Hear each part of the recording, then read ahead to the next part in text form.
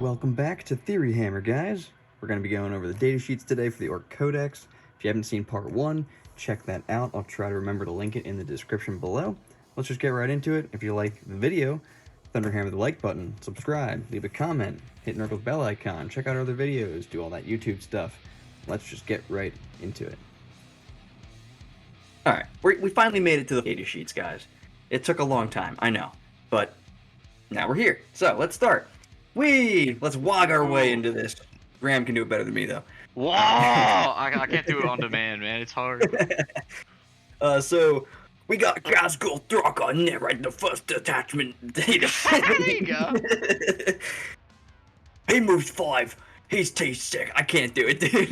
He's tough. He's toughness 6. He's got a 2-up. He's got 10 wounds. This guy's beefy as all beef. Yeah, and he doesn't have the issue anymore where the Meganobz are getting shredded like he did a bit. Yeah. Shred those knobs. He has leadership 6. Like, just delete Battle Shock from the game. He's OC4 as well, so he is kind of significant. They just did in fucking Sigmar. It's just gone. They were like realized. Oh, there's no leadership statistic anymore on Mob. It just says objective control. That's basically the way that should work. Yeah, if something just removes my OC, it's pretty much the same. This guy, I don't think we have the points up, do we? Do we have the points up? So this gigantic thing, this gigantic orc, he is 235 points? Just saw him, 235. But he's T6 with 10 wounds, and he's got some cool stuff. So he did gain some differences here, I think, right? Like in his data sheet with his weapons. Didn't he change from the index? He got a sweep, I think, was the difference. Yeah, the Gork's claw changed. I think something else changed. Maybe his abilities on the side, but though he's got 6 attacks, hitting on 2s at strength 14, AP 3. I wish that was AP 4, but a flat 4 damage is pretty good. So he's gonna be fucking shit up for sure. He's gonna get an extra attack on the Wog turn. He's gonna be strength 15 on the Wog turn. Can advance and charge on the Wog turn. So he's pretty cool. He's pretty good in combat. His shooting though, nothing to write home about at all. Well, I mean, rapid fire 4. Yeah, exactly. It's 12 shots. So let's just say you get 16 shots. You'll get 5 hits with a fucking strength 5 AP 1 damage weapon. I don't care. It's kind of cool though. You're bringing this guy for his abilities, right, Graham? These abilities. I feel like you're bringing him. Or why you bring him? Yeah, you're bringing him. You're bringing him either way. Honestly, he's your. I suppose. But while he's leading a unit, each time a model in that unit makes an attack, add 1 to the hit roll and add 1 to the wound roll. And if you call to Wog this battle round, critical hits are scored on a successful unmodified hit roll of 5+. So That's normally this strong. Right. So normally this would only work with like the first detachment, the one that gives you sustained hits. Although I guess it doesn't work with the lethal hits or sustained hits one, the Dread Mob. So all this works with is the first one, I think, right? Wait, what do you mean? His ability. Because stuff doesn't normally, getting lethals or sustained. He makes you crit on 5-ups. He's not handing out lethals or sustained though, except he is. Yeah, he hands out lethals. While a friendly orc unit is within 12 inches of this guy, of the Makari, if you call to Wog this battle round, melee weapons equipped by models in that unit have lethal hits. So if you take him with Bully Boys, he's a bully boy.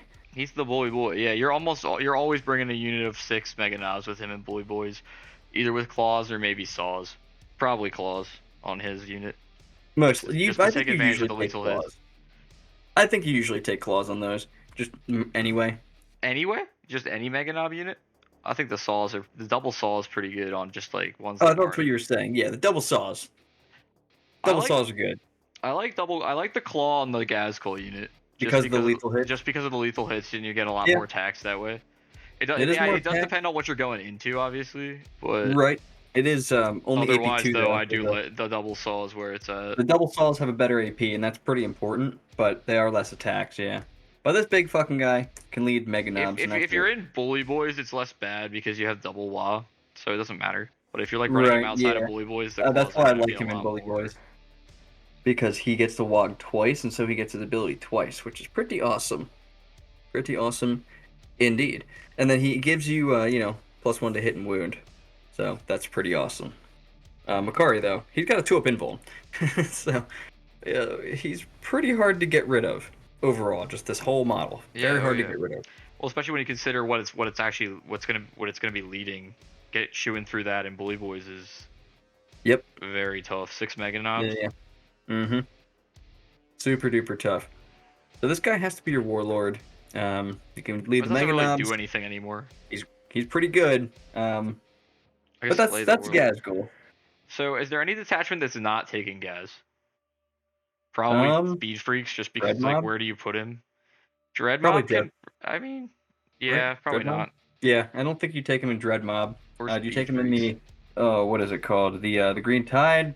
You definitely take him in the Green Tide, I think, because just Meganobz are so good. Why not bring him? I feel like that's the thing. Like Meganobz being so good just means like why not bring Gaz with him? In like a lot of that's true. He is very, very good. All right, Warboss time. Warboss is also very, very good. What's the Warboss do? It's got a combi weapon. It's got 1 attack. I miss old combi weapons. They tried to combine them all into this one profile and didn't really do it successfully, but it's like 1 rapid fire attack at orc battle shooting, strength 4, it's anti-infantry. 10 mans of Nobz with them are kind of maybe interesting in the Mechwa with a mech, but not really. It's very meh. You're probably just gonna keep the Power Claw on this guy. I think he also can take the attack squig, right? Yeah, that's free. You're probably taking the squig and the claw. Most likely, yeah. And your claw is going to be, you know, strength 10, AP 2 damage, but he only has 4 attacks with it. I don't understand he'll be hitting why. on it 2 with it while he's leading the unit though, so that's pretty alright. He ends up but during the while he'll have 8 attacks, or he'll have 9 attacks with it because of his ability to begin the best. Right. And but it's just it's just funny. It's like give him 6 attacks normally. He's a war boss. Like a captain has. He gets 6 1 more attacks. attack than a boy. Sorry. I think you can probably give him 5 attacks. It could be 5 and 6. 5 on the power claw, 6 on the big chopper. Yeah, that would be fine. The big chopper's not bad. They're the same damage, but like the AP's big. Yeah, the AP is very big. But either way, the war boss is only 65 points. So yeah, pretty he's cheap good. as hell. He comes with grenades. You know, that's pretty cool. He can throw grenades at people. He's got, I don't even think we talked about the profile. He's moved 6, toughness 5 with a 4-up save and a 5-up invuln. 6 wounds, leadership 6, and OC 1. And then when he leads the unit, he adds +1 to the hit roll. Yep. So that's pretty nice. And most orc units will be hitting on 2s with that. Yep. It's pretty nice. And then when you wog, like you said, he doubles his attack. So pretty good little character there, I'd say. For 65 points, actually. Pretty worth his points. And he leads pretty much just like what you want to be led. Yeah, you can lead either boys or Nobz. Which every list is going to have in some capacity. Yeah, usually you're probably going to have 20 boys in every list, I'd think, because you want something like teleporting around. You're going to have at least 10. Yeah, or just units of 10, like in trucks or something. I can see You'll that. always have boys, but yeah. This guy's going to be the star of the show in Green Tide and in Bully Boys, though. Yeah, for sure. You just can't lead Meganobz, but that's why you have the next guy. Yeah. The dude in Mega Armor. This guy got a glow up from before the index. He has 80 points, so he's 15 points more. Yeah. And you basically get a much better armor save. He has a 2-up save, and you get an extra wound. It's kind of crazy a Warboss is not a 3-up. Yeah, but orcs have always have shitty saves. Yeah, that's true. Like, that's kind of been the way it is. This Warboss in Mega Armor, he should definitely have some sort of like power-based, power something weapon, but he's got his Ooge Choppa instead. It's damn 3 in the WA. It's alright. Yeah. It's just like, you know, he's the guy that leads the Meganobz when you don't want to pay for the guy, the Apothecary. And, or when you actually want them to crack a tank, because the Apothecary does not give them the +1 to hit, and then that makes those kill saws really inaccurate. He does give +1 to hit. No, I know the Apothecary doesn't though. Right. Yeah. Sorry. Yeah. Yeah. This guy's nice. He's 80 points. You know, he's beefy. He's okay. He's a good guy. Yeah. I mean, if you're running Meganobz, you're gonna have him probably. He doesn't have grenades. Because, like, you know, Space Marines have grenades, but like on every character, basically. But these guys do not. All right, well, that's your war bosses. Yeah. Yeah. Any thoughts on the war bosses? He likes to take you're taking the teleporting enhancement on him. Yes. So that's why that's what I'm saying. Boys, you're always gonna have a unit led by this guy, just because you always want that. Yeah, that is a pretty good enhancement. So that means you're gonna have a unit of Meganobz led by this guy, and then one led by Gaz, and then either one led by another one of these guys, or the Big Mech. Yeah, pretty much. And then I'm thinking probably. I don't know if you need to like. Do you need to attach a character to all of them? I guess you probably not want to, necessarily. Right? No, you don't. That last unit could just be 6 in a truck. It's not led by anybody. True, yeah. And then you just save some points and put an extra war boss with one of your Nob units, because like the Meganobz can operate completely on their own and they're fine. Especially with a double, if you have a double wah, they don't really need the invuln from the Big Mech's anti-shooting thing that much. That's very true. Yeah. Well, you got an option there. Let's get to those, right? Let's get into other keywords. Basically, it's just kind of whatever. We got Deffkilla Wartrike, and then we have Big Mech and Mega Armor, which is the guy Deffkilla Wartrike is only ever going to see use in Warhorde because you can put obviously Speed Freaks, right? I can't really see. Well, I think you could do what I did that first time I tried Bully Boys and run him, because he does have the Warboss tag. He does give bikers the double wah. I think he also lived that game. He did. He survived the whole game. He's not a frail model by any means. The toughness 6 is just kind of weird when you're looking at something that big. Yeah. You really think he would be up to T7, but. Yeah, but this guy's pretty good. I mean, 9 wounds, toughness 6, moves 12, got an invuln too, 4 up and then a 5 up invuln. Yeah, he's really scary with that Warhorde. In that Warhorde with the feel no pain, he becomes really hard to budge. Then he's annoying as hell. He's not bad in combat. He does have 4 attacks, a strength 10 AP 2, 2 damage, basically like a power claw. And he's got his little melt gun thing, his flamer / melt gun that hits on 5s. And then, adds 1 to the hit roll if he's attached to a unit. So basically all the war bosses have that same ability. Kind of funny, because, like, Space Marine captains are like, yeah, all of us give out free strats. And the Orc ones are just like, yeah, we'll give out, like, +1 to hit. It's all our things that hit on 4s. We don't need anything else. He also gives advance. Auto advance 6. That's what it was. Yeah. I don't know. The Deffkilla Wartrike, I've never been a huge fan of it in this edition. It just doesn't seem that great. Its weapons are also mid is the problem. I just wish it had like. It has such few presence in melee. Yeah, I don't know. I guess it's because like the unit it attaches to isn't good in melee really. It's like okay. It's fine, but they actually would probably rather just like shoot and run or like hit and run kind of stuff for them. They also don't have grenades. That's kind of a shame. They don't have grenades. They can't like fly up there and throw a grenade at you either. They're fine. They're fast. They're tough. They got a lot of wounds. If you give them the 4 feel no pain enhancement, they become really fucking hard to kill. That's for sure. That is true. He does explode. He's got Deadly Demise 1. Yeah. All right. So that's the Deffkilla Wartrike. I don't want to spend too much time talking about him. He's fine. He's fine. 80 points. All right. Now we got the Big Mech. Yeah. The much better, much better than a Deffkilla Wartrike. And I think the Big Mech and Mega Armor went up a little bit. He's 100 points now, yeah. Points. Holy shit. He must be good. A lot. I mean, he's not bad. What's this guy's deal? What's he do? What's his stats? He's got 5. He's got a Meganobz stat line basically with 5 wounds though. Okay, so that's pretty good. Well, I think he's a little faster. Do Meganobz move? Oh, you're right. He is.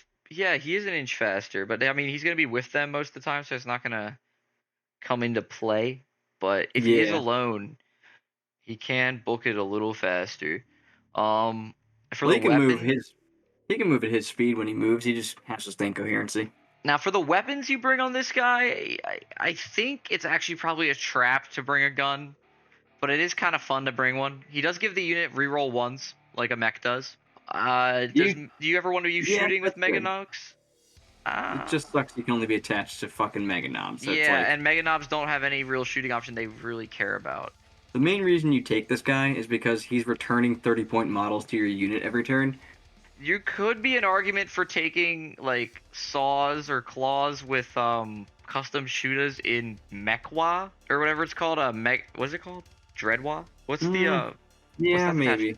And just Dread, for the Dread something. I forget already. yeah, just for the Dread like, mob. being able to use that in 2 different phases with these guys as they walk up the board, and he can also give them like stealth or something with one of those mech enhancements. Possibly, yeah. And then it gets kind of interesting with some of these guns. Yeah. His guns aren't good though because he's hitting on 5s. That's really the problem. He's got like a custom Mega Blasta. Great, 3 shots hitting on fucking 5s. But that's not a bad weapon. That's the best weapon. The custom Mega Blasta. I usually give him the saw. I feel like I don't know. Yeah, I feel like he stays as is. He just keeps the custom Mega Blasta and the Power Claw. Grotto Oiler he can take. He can take. Just either you get the Blasta or the shield. I think the shield's what you always take here. Teleport Blasta is kind of interesting, but like we're hitting on 5s. I don't think it's worth it. Yeah, the 4-up invuln seemed better. 4-up invuln against ranged attacks. I mean, yeah, that makes them just unmovable in some situations. Like you don't even need to wog. You can just be a 4-up invuln, killing everything with your stupid Meganobz. That's gonna go up in points so much. I think the Meganobz themselves are gonna go up a good bit. Yeah. Alright, well that's your Big Mech and Mega Armor. So either gets a 4-up invuln against range attacks, or if you get the Grotto Oiler, 1 per battle at the end of your movement phase, 1 model in the bear's unit regains D3 lost wound. And he can fix up that armor, he can bring guys back. If you're the Big Mech's a lot more appealing for your Meganobz outside of Bully Boys. Yeah, I think where you don't have the cool. teleporter enhancement that you like are slotted into basically. Yeah. And also because it lets them in mech what is it called? Dreadwa? I don't know. This guy's very expensive for 100 points. So you're only taking him if you're intending to keep that unit alive somehow. You're only taking, I think, if you're bringing them in the mecha detachment, so you can use give them sustained hits on their melee and stuff like that. Yeah, that's pretty good. Yeah, that is actually pretty good. Because giving them sustained hits, and also they get the +1 to wound and +1 to hit against vehicle, or +1 to wound and +1 damage against vehicles strat too. Because they're a mech unit. They become hazardous though. That's nothing to worry about. All right, boys, we got the regular Big Mech. This is the new one. Yeah, the new one. Okay. So he's T5 and 6 wounds. He's got a 3-up save. Really? Yeah. He moves 6. He's OC1, leadership 7. He has a custom Mega Blasta and a Power Claw. So his Blasta can be replaced with the Tracta Blasta, and that's the new thing. The custom Mega Blasta is the 3-shot thing the regular mech just had, but the Tracta Blasta is kind of cool. Strength 10 AP2 D6 +1 damage with dev wounds and anti-fly 3-up. I like that. It's just like it'll literally hit once a game if he's alive. Yeah, well, those times when it hits are funny. I guess. It's not that good. I think you probably You're just rerolling keep the ones. Mega Blasta. You are rerolling ones. Anti-fly 3-up is interesting because there's a lot of things in the game that have flying. Like a Monolith has flying, Wraiths have flying, like every Eldar vehicle has flying, Inceptors fly, Jump Pack guys fly, there's a lot of flying shit. So having Anti-Fly 3-up is cool, but I think the one shot is really what kills it for me. Like I'd rather just have the custom Mega Blasta and just Dakka. You could put a bunch of units together that have characters like this in them, just add output to them in the Dread mob. You could just have like 3 units of Lootas. Well, this guy can lead Boyz Shokk or Attack. Nobz to give them the mech tag. Who does? This guy can lead Boyz or Nobz to give them the Right, mech tag. yeah. Yeah, you can lead regular Nobz. I kind of like that. Yeah. Alright, but he's pretty cool. He gives you the reroll hit rolls of 1 as well with ranged attacks. He can be attached to Boyz, Lootas, Mek Gunz, and Nobz. So you could put him with the Mek Gunz, get the reroll 1s. Put him with Lootas, get the reroll 1s. Boyz is an interesting thing to give him reroll 1s. And then when the unit that he's attached to advances, He might actually be the mech you bring with Boyz when you're doing that Boyz shooting thing. maybe for this ability, maybe. I don't know. Because think about how the middle of a GW board is, and this shifting ability works on it. Like, yeah, this is nice, but they're already infantry. Slide into the side. The infantry orc guys can already get kind of where they need to go, though. But basically, what this dude does, his Shokk Boosta, it allows guys to just move through enemy units as if they were not there. Basically, you can reroll advance rolls made for this model's unit. In addition, each time this model's unit makes it a normal advance or fallback move until the end of the phase, or basically until the move is finished. Models in that unit can move horizontally through models and terrain features, but they cannot finish on top of other models, of course. It's kind of cool. The re-rolling the advance roll is nice. I like that, and the secondary ability is cool too. It lets you, like, never have to take a desperate escape test, as for one, I think. Correct? Because you can just do it. You can just move as if they're not there. Oh, yeah. They can just move. It doesn't say that specifically, but it says they are allowed to move horizontally through models and terrain features. Oh, pretty cool. You wouldn't be able to, yeah. I think he's cool. How many points is the Big Mek, though? 80 points? I think so. Yeah, he's kind of expensive, to be honest. He is a little expensive. If you had more assault weapons, I would like him more, I think. The regular Mek, though, this guy is awesome. He is better than the Big Mek, and he's half the points. He does also give the tag to units. If you're just trying to give the tag, he doesn't give any kind of buff to a unit. The Big Mek? No, this Mek, the little one. He can lead boys. He can lead boys, and it is important to mention that the Big Mek does have grenades. The regular Mek, though, he just leads boys, Lootas, Mek Gunz, Nobz, and tank busters. He only leads more units than the regular Big Mek, or like any character we've seen so far. Yeah, he doesn't give any buff for leading them. No, but you can also take him in as like a lone operative, because if he's within 3 inches of an orc vehicle, he has lone op. And he repairs vehicles, gives him +1 to hit. I love that. At the end of the movement phase, pick an orc vehicle within 3 inches, regain D3 wounds, and then they get +1 to hit. Pretty fucking nice. In whatchamacallit? Well, I can never. What is the name of this detachment? Dread Mob. Yes, in Dread Mob, I like putting 10 boys with a mech inside the Morkanaut or Gorkanaut, because then the boys have the mech tag, and the mech can hop out and give the +1 to shooting. Mm-hmm. Yep. It's really nice. I wish all these abilities procced in the movement phase, where you get like +1 to your hit, and that kind of stuff. But otherwise, this guy has like some interesting pistol thing that'll gonna blow his face off one day. I like it. It's funny. It's D3 shots, at strength 8, AP2, and D6 damage. It is such an orky weapon. Oh yeah. It has blast too. Yeah. So you can the custom Mega Slug is really. It's hilarious. He walks up to a guardsman squad and he's like, average of 6 shots. Kind of funny. If you shoot like a Terminator squad or something, it's +2 shots. If you get a 3 on this thing, you get 5 shots. You might get 2 hits at that point. Dude, he's got the Nobz, yeah. He's kind of cool. I don't think you've ever shot me with this guy. I've shot him a couple times. I've tried to shut the custom. Yeah, it doesn't do much because I hit on 5s. But you know, one day. He's got a whole 1 attack in combat too with his kill saw. You can bring the wrench too, if you'd rather. Yeah, can you? I guess yeah. No, he's equipped with a close combat weapon and a custom Mega Slugger. Oh, yeah, that's the wrench. His close combat weapon can be a kill saw, which, of course, you're going to do that. All right, cool. So that's the Mek. No special keywords that we care about. Let's go with the Big Mek. Take it away. The Big Mek with Shokk Attack Gun is kind of. He's the man. He's got the 60-inch range. It's got D6 damage. Heavy, right? Yeah, so you could hit on 4s even if you don't move. Pretty good stuff. Once per game, he can re-roll that D6 with his Grot or his Grot assistant. He leads Lootas, Mek Gunz, Nobz, or boys. You're probably going to be having this guy leading Lootas or Mek Gunz most of the time. You could maybe do boys or Nobz, not shooting Nobz if you're crazy, but that's probably not a good idea.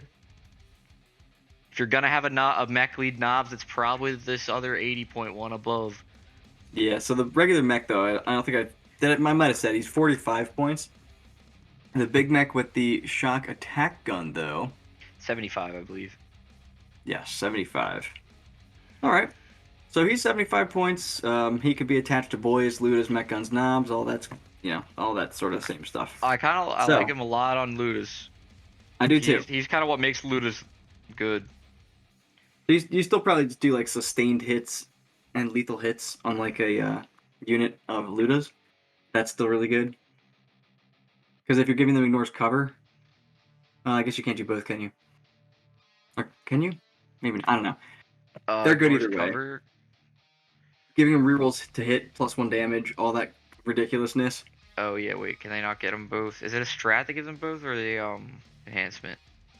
I think it's an enhancement that gives them both. You're right, it is. It's press it fast. That's an enhancement. I guess you'd probably end up taking on this big Mega Shokk Attack Gun a lot of the time. Yeah, most likely. Most likely. Alright, Beastboss. This dude's also 80 points. Is he worth 80 points? He's 80? I thought he was 75. Oh, the other one? He is 80. Beastboss is 80 points. Oh, the Beastboss. Oh, yeah, I'm still looking at the other thing. Yeah, I like him at 80. No, I like him a lot at 80 points, dude. He used to be 100. Compared to a Warboss, that's like 65? I mean, he doesn't lead. He only leads one thing. So you really got to think about this guy as a 185 point unit, to be honest. Because he's coming with the 10 Beastsnagga Boyz every single time. You could throw another 60 points on that for the truck that he's got to be riding in. Or if you're crazy, kill rig or whatever. But you're probably just doing a truck. Why wouldn't you just put him with a 20-man unit and just run them up? Because the 20-man, it's just kind of a big investment then, and a lot of them end up dying. You can't really keep them alive. I don't really like going with the 20-man for Beastsnagga Boyz. Gotcha. Fair enough. This guy's got some cool stuff. I mean, he's strength 10, like the regular Warboss, but only 4 attacks. But he's anti-monster and anti-vehicle 4+.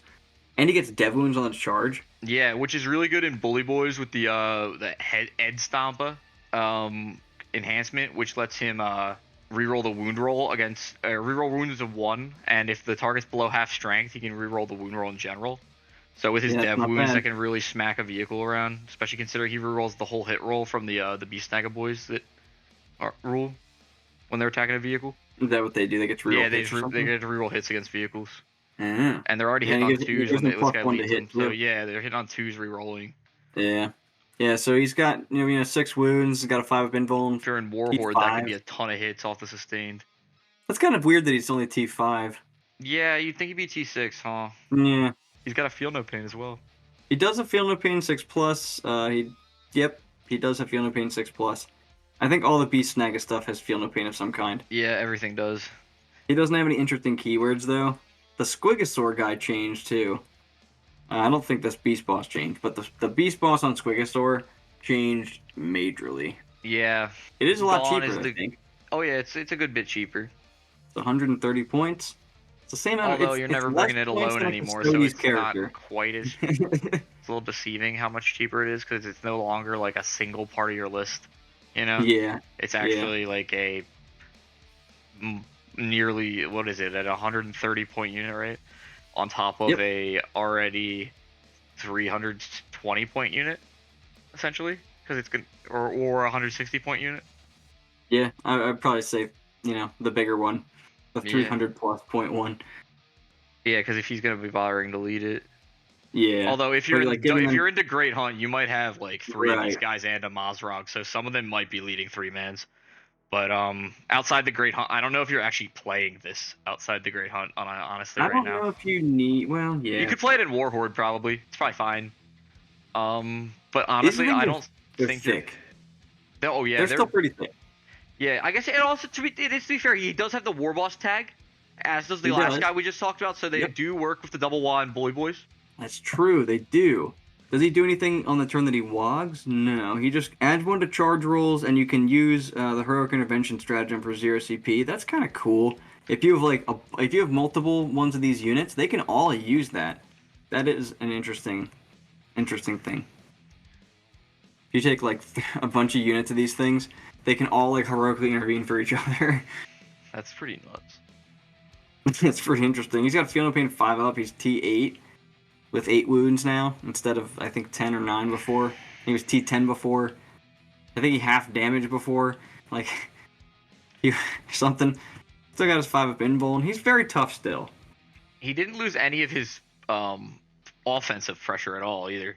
Okay, he's got the exact same melee profile he had before. The Beast Chop is okay. He does really miss Headwappa's Kill Choppa. Yes. Outside of that faction, he really misses that. Because he kind of hits like a wet noodle sometimes if you don't... Yeah. Especially if what you're hitting isn't a monster. Suddenly you're like, oh, or if you're not hitting a monster or vehicle, like if you're fighting like Custodes with this guy, you're gonna feel it bad. Oh yeah. I mean, his dev wound thing is cool now though, because it'll actually get through them. True. But, you know, that's more their fault than his though. Yeah, that's true. By them being worse, this guy got better.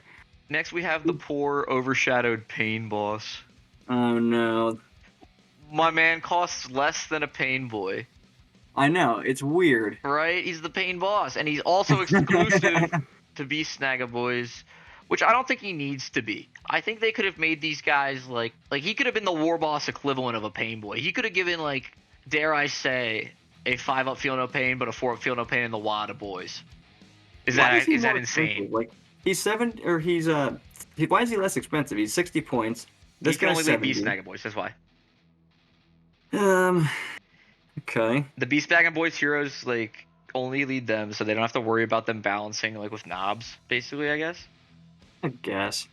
And I don't know. I'd rather have a Painboss.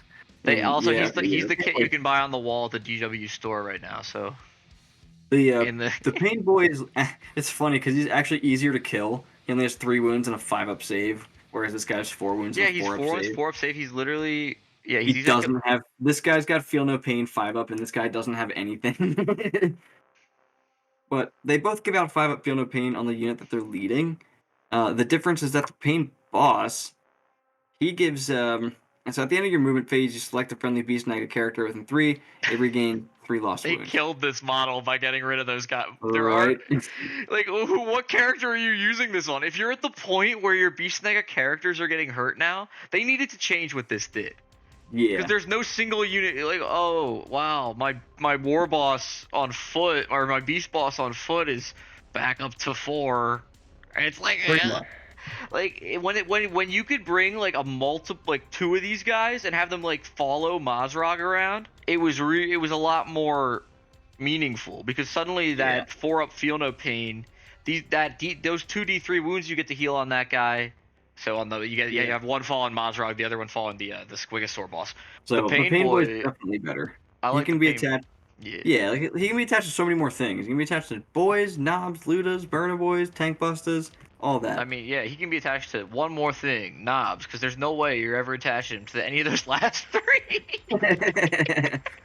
And Nobz is suspect in itself too. But I do like 20 boys with a Painboy and a Warboss. Yeah, especially if they're in Green Tide. Yeah, like it just becomes outrageous at that point. Like, how do you kill 60 models that are toughness 5 with a 5-up Invuln, reroll 1s, and then a 5-up Feel No Pain? There's not a lot of. I can think of a couple things that can do it, but armies aren't built to do that. They're just not. All right, Painboys, cool. Oh, I like the Erdy Syringe. Yeah. I didn't even talk about his combat. 3 attacks with a Power Claw, hitting on 4s. It's fine. Erdy Syringe is stupid. Although, each time an attack made by this model... Yeah, come on. With a 30 Syringe scores a critical wound against a non-vehicle, it suffers D6 mortal wounds.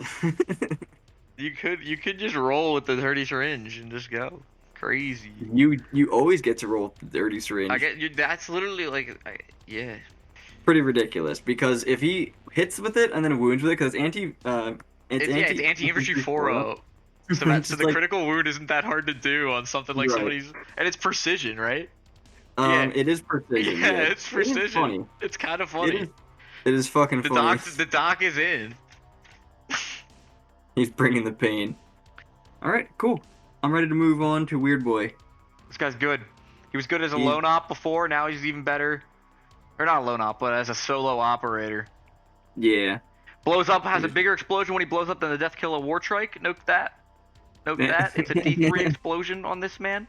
Yep, his mind explodes. And yeah, he's got Edbanger as his ranged weapon, which gains a strength and a damage, correct?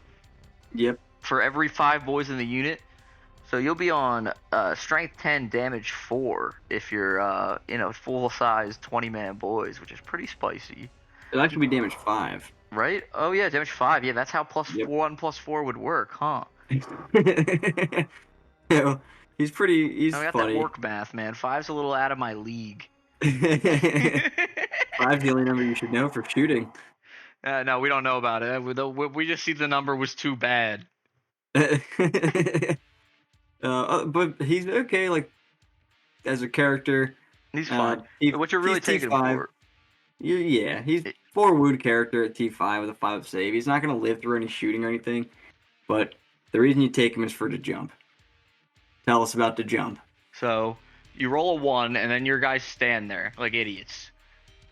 No, but what the jump does is on a 2-up, you get to teleport your unit anywhere on the map, as the teleport rules go, within 9 of enemies. It's so good. And if you're in fucking Green Tide, you can use the strat to add to that charge roll, and you're probably getting in there. If it's an 8-inch charge on turn 1, and it's very easy to do. It's very easy to just throw these guys across the board. And also, since boys have sticky objective, you can just drop them somewhere, grab them. So good.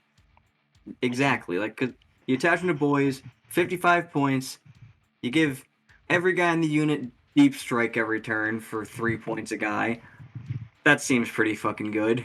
Plus, he's got some extra combat. We're fine.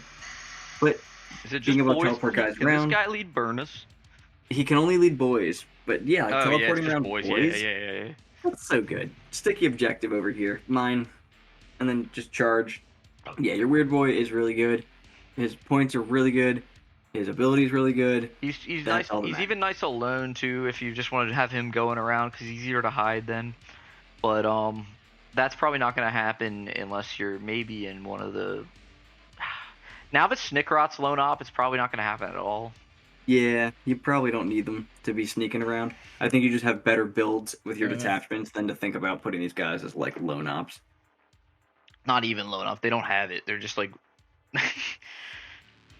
You know what I mean? Yeah, I said it earlier too. I'm just fucking Yeah, like a the Wurrboy though. Yeah, his Wurrboy. Ugly stepbrother. He's the same stat line, I think. He has the same stat line with a different gun, essentially. Gun, pretty quote much. unquote, psychic attack. I actually like his psychic attack. It's AP 3. It is AP 3 and 3 damage. And it He's gets really- an extra, and it gets an extra attack for every 5 models, or an extra He's 2 kind of attacks shitty for every 5 looking model. models. So if you have 20 he models, does? yeah, you have an extra 2 attacks for every 5 miles in the unit. So in a 20-man unit, it's D6 plus 4 attacks. That's like not nothing. It's interesting, yeah. But That's like definitely interesting. the problem Becomes is hazardous. you can't have 2 leaders in a Beastsnagga Boyz unit, and you never really want to pick this guy as leading your Beastsnagga Boyz over either of the other two. Okay, that's lame that you can't put 2 of them in there. Yeah, you can't put 2 in, so like you never want to pick this guy. You know what I mean? The other 2 are just better for what Beastsnagga Boyz want to be doing. This guy's like a weird utility option. Yeah, he's 60 points. Like a Warboss is 80. Just pay the extra 20 points for the Beast Warboss guy. Yeah, exactly. Or maybe, actually, instead of taking a Wurrboy, just take a Painboss. 60 points either way. Yeah, it's like Is better. and he doesn't have the jump. He's got like Exactly. an this guy doesn't have anti-psyker a jump. attack, which might not even be relevant against some armies. So it's He does have, so yeah, it's in your command phase. You can select one enemy unit with an 18 visible to the Psyker, roll a 1. On the roll of a 1, Psyker suffer D3 mortal wounds on a 2+, until the start of your opponent's next command phase. That enemy unit is frazzled. Con-frazzled. oh While god, it's I forgot it has con-frazzled. an actual term for it now. It's like, it doesn't- Yeah. Basically, actually is a while it's nerf. con-frazzled, each time it takes a battle shock or leadership test, you subtract 2 from the test. Fuck that. it's a nerf too to the already bad ability by giving it a name Confrazzled. It means you can't stack it with itself anymore. Before it had a name, you could just keep doing it. Not that it was good because it's a battle shock ability, but now it's literally worse. Interesting. Huh. Well, fuck this guy.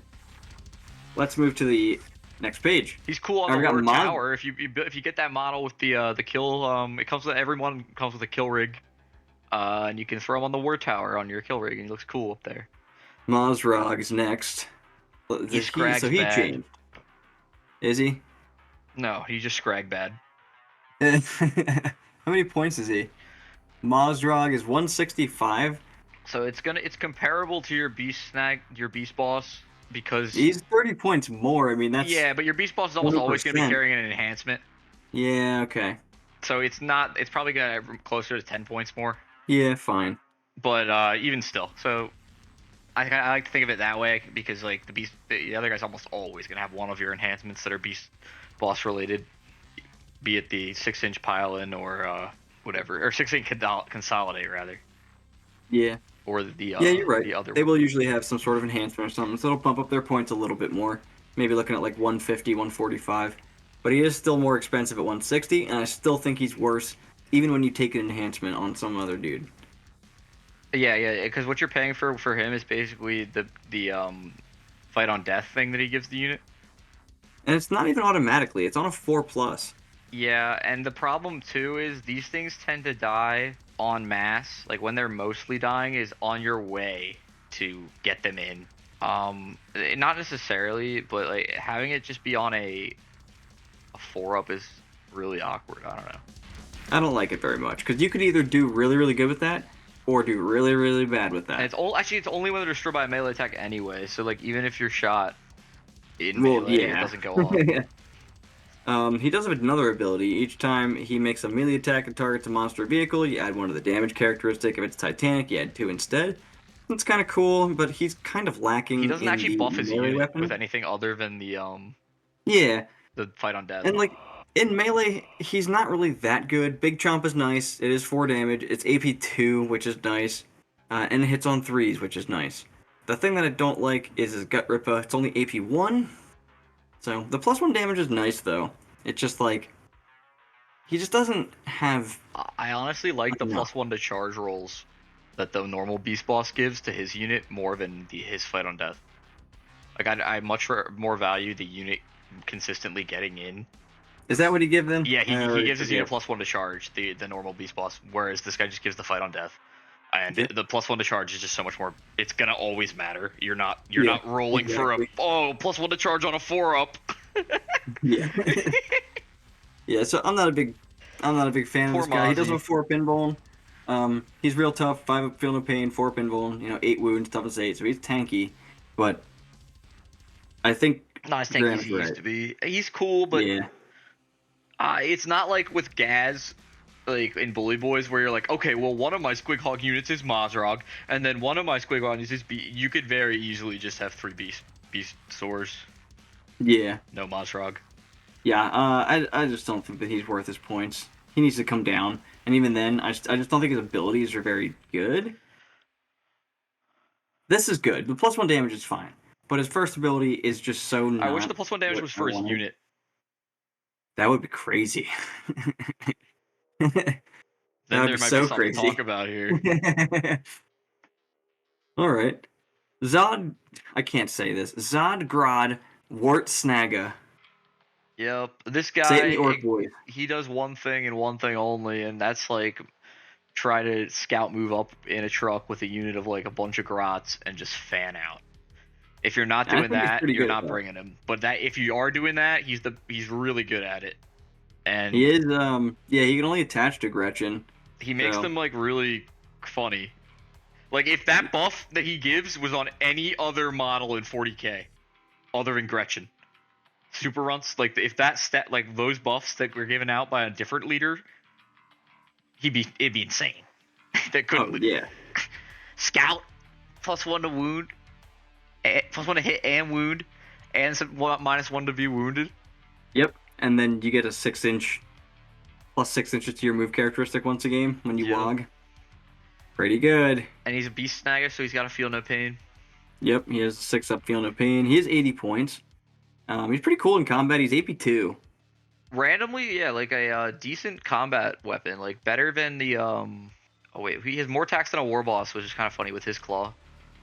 Yeah, more attacks, less strength, but better AP. So he's kind of in a weird spot, but he also hits on 2. He gets those own buffs.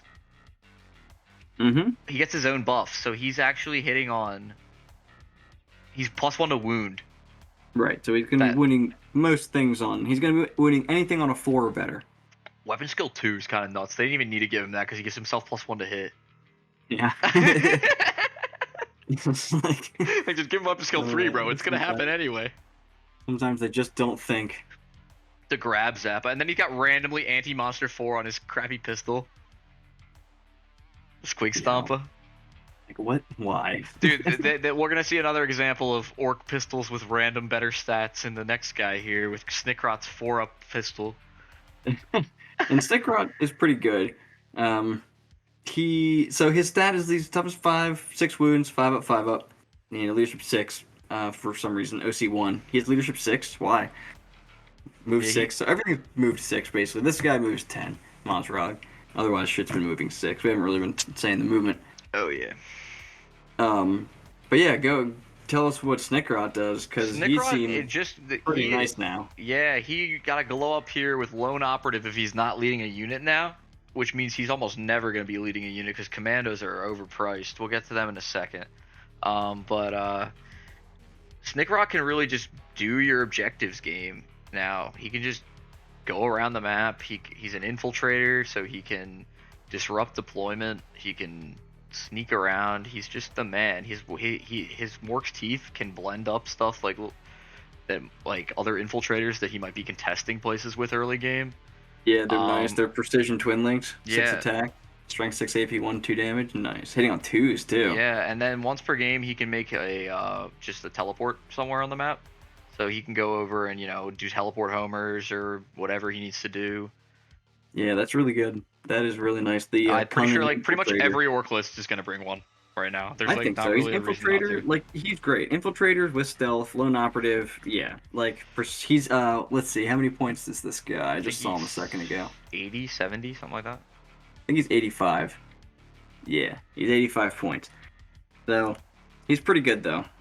Just being able to lone op stuff, infiltrate, teleport around, be annoying, prevent scouts, all that kind of stuff. We finally found another character with grenades. Oh, let's go. That's actually pretty relevant too. Yeah, he's got smoke as well. Because the base has some on it. Yeah. So weird. You can use all these stupid stratagems on him, but that's cool. I like that. I think he is actually a little overcosted still. He could probably be. Yeah, I thought I guessed 70 or 80, honestly. Yeah, I was gonna say he could probably be like 75. Kommandos in general are overcosted. Yeah, and that's all that he can lead if he does decide to lead something. He can lead Kommandos. I'd almost rather if I'm gonna bring him and Kommandos, I'll probably actually have the Kommandos infiltrating separately.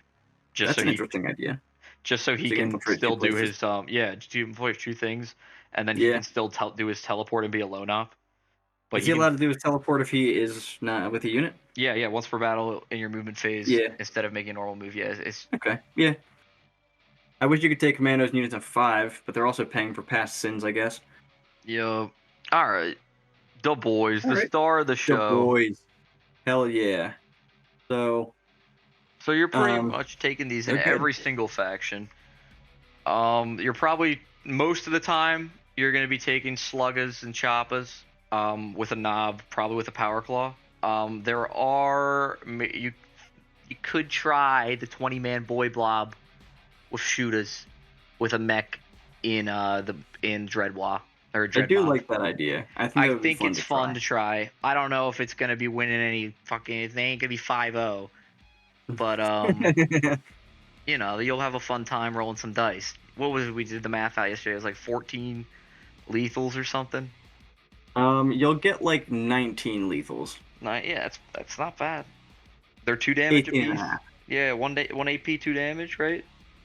AP. No, AP nothing. Yeah, that's the difference now. So you'd probably go sustained hits instead. You would get 19 sustained hits. That seems ass though. No, we want lethal. They plus have to... 19 regular hits. But you're +1 to wound and you're 2 damage. So you're wounding most things on called 4s unless it's a real tough tank or something. If you're wounding something on 5s that way. Well, you get lethal and sustained if you take the. You would do both, yeah. So you would have.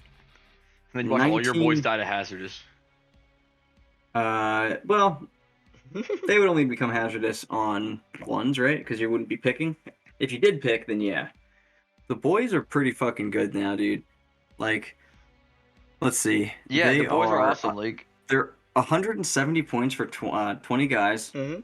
You know, you can get a couple rockets in there. You're probably gonna give them sluggas, which are or not sluggas, the choppas, the combat thing. Yeah, well, they'll have sluggas too. They get sluggas and choppas or shooters alone. Yeah, I was just meant to say the way that you like. Oh yeah. What we care about is the choppa there, because it is AP 1, and that's nice. It becomes Strength 5 in the WOG. Oh, that's awesome. They're just volume of attacks, and they have sticky objectives now. When you have 20 of them, they get two leaders. It's awesome. That is also awesome. It's what allows stuff like the Weirdboy, the Painboy, and the Warboss. It's just all. Yeah, it allows these different combinations of things that you can attach to these boy units, and it makes them much more threatening. They're hitting on 2s if you put a Warboss with them, and they're teleporting around if you have a Weirdboy. Hitting on 2s is really brutal. Yeah, I would agree with that. Boys are awesome. You'll always take them. Everybody, if you're like starting orcs, it's always fine to buy a box of boys. Yes, always. Boys are the backbone of the army. Yeah, you can buy. You could have 10 boys. I could buy another box of boys. You could have 40 boys. You could buy another box of boys. You could have fucking 80 boys. You could buy another box of boys. After that, though, maybe you don't need them, but probably not. Probably. So you're gonna take the Power Claw. Probably 2 rockets. 20 guys. So the Shuda is only Strength 4 as well. Yeah, okay. That is. Because I thought it was Strength 5. It's only Strength 4. Which is fine. There's the boys. They have grenades. Yeah. To note. They can be led by a lot of things. Yeah. What? They can be led by a lot of things. Beastsnagga Boyz, yeah. Beastsnagga Boyz are great. But they're never gonna be outside of Beastsnagga lists in the Great Hunt or the Big Hunt. I don't think you're ever bringing more than. I don't think you're ever bringing more than 1 or 2 units of these max. Probably just 1. And even then, you're not always doing it. It's really just like, do I need something that can, like, annoy vehicles in this list? Yeah, I think in like the right armies, Beastsnagga Boyz are really good. Well, I think in Green Tide, you might need them as like insurance against vehicles. Maybe not a little bit. Depends on what happens to Meganobz. If Meganobz go up to a point value where it's like outside of Bully Boys, I don't really want to bring these. They might need something that can crack a tank. Yeah. And these do pretty well against that, especially into stuff that's like -1 damage, because they're already 1 damage. Yep, that's true. And they get to reroll the hit roll against monsters or vehicles, which, since they give that to the Beastboss leading them, is really good. That's also really good in Warhorde, where you can fish for sustained. Yep. I honestly think they are going to see the most use outside of the Great Hunt in Warhorde, just because of that. They're a really good unit for Warhorde. Yeah, I mean, having sustained is just nice to have. All your close combat weapons. And they don't need it. And they don't need anything special to like turn that on other than attacking their preferred target. Yeah, and that's just nice because you have anti-vehicle and anti-monster 4-up. Yeah. I think, right? No. No, wait, what? They don't? I could have swore they do. Oh, never mind. They're dog shit.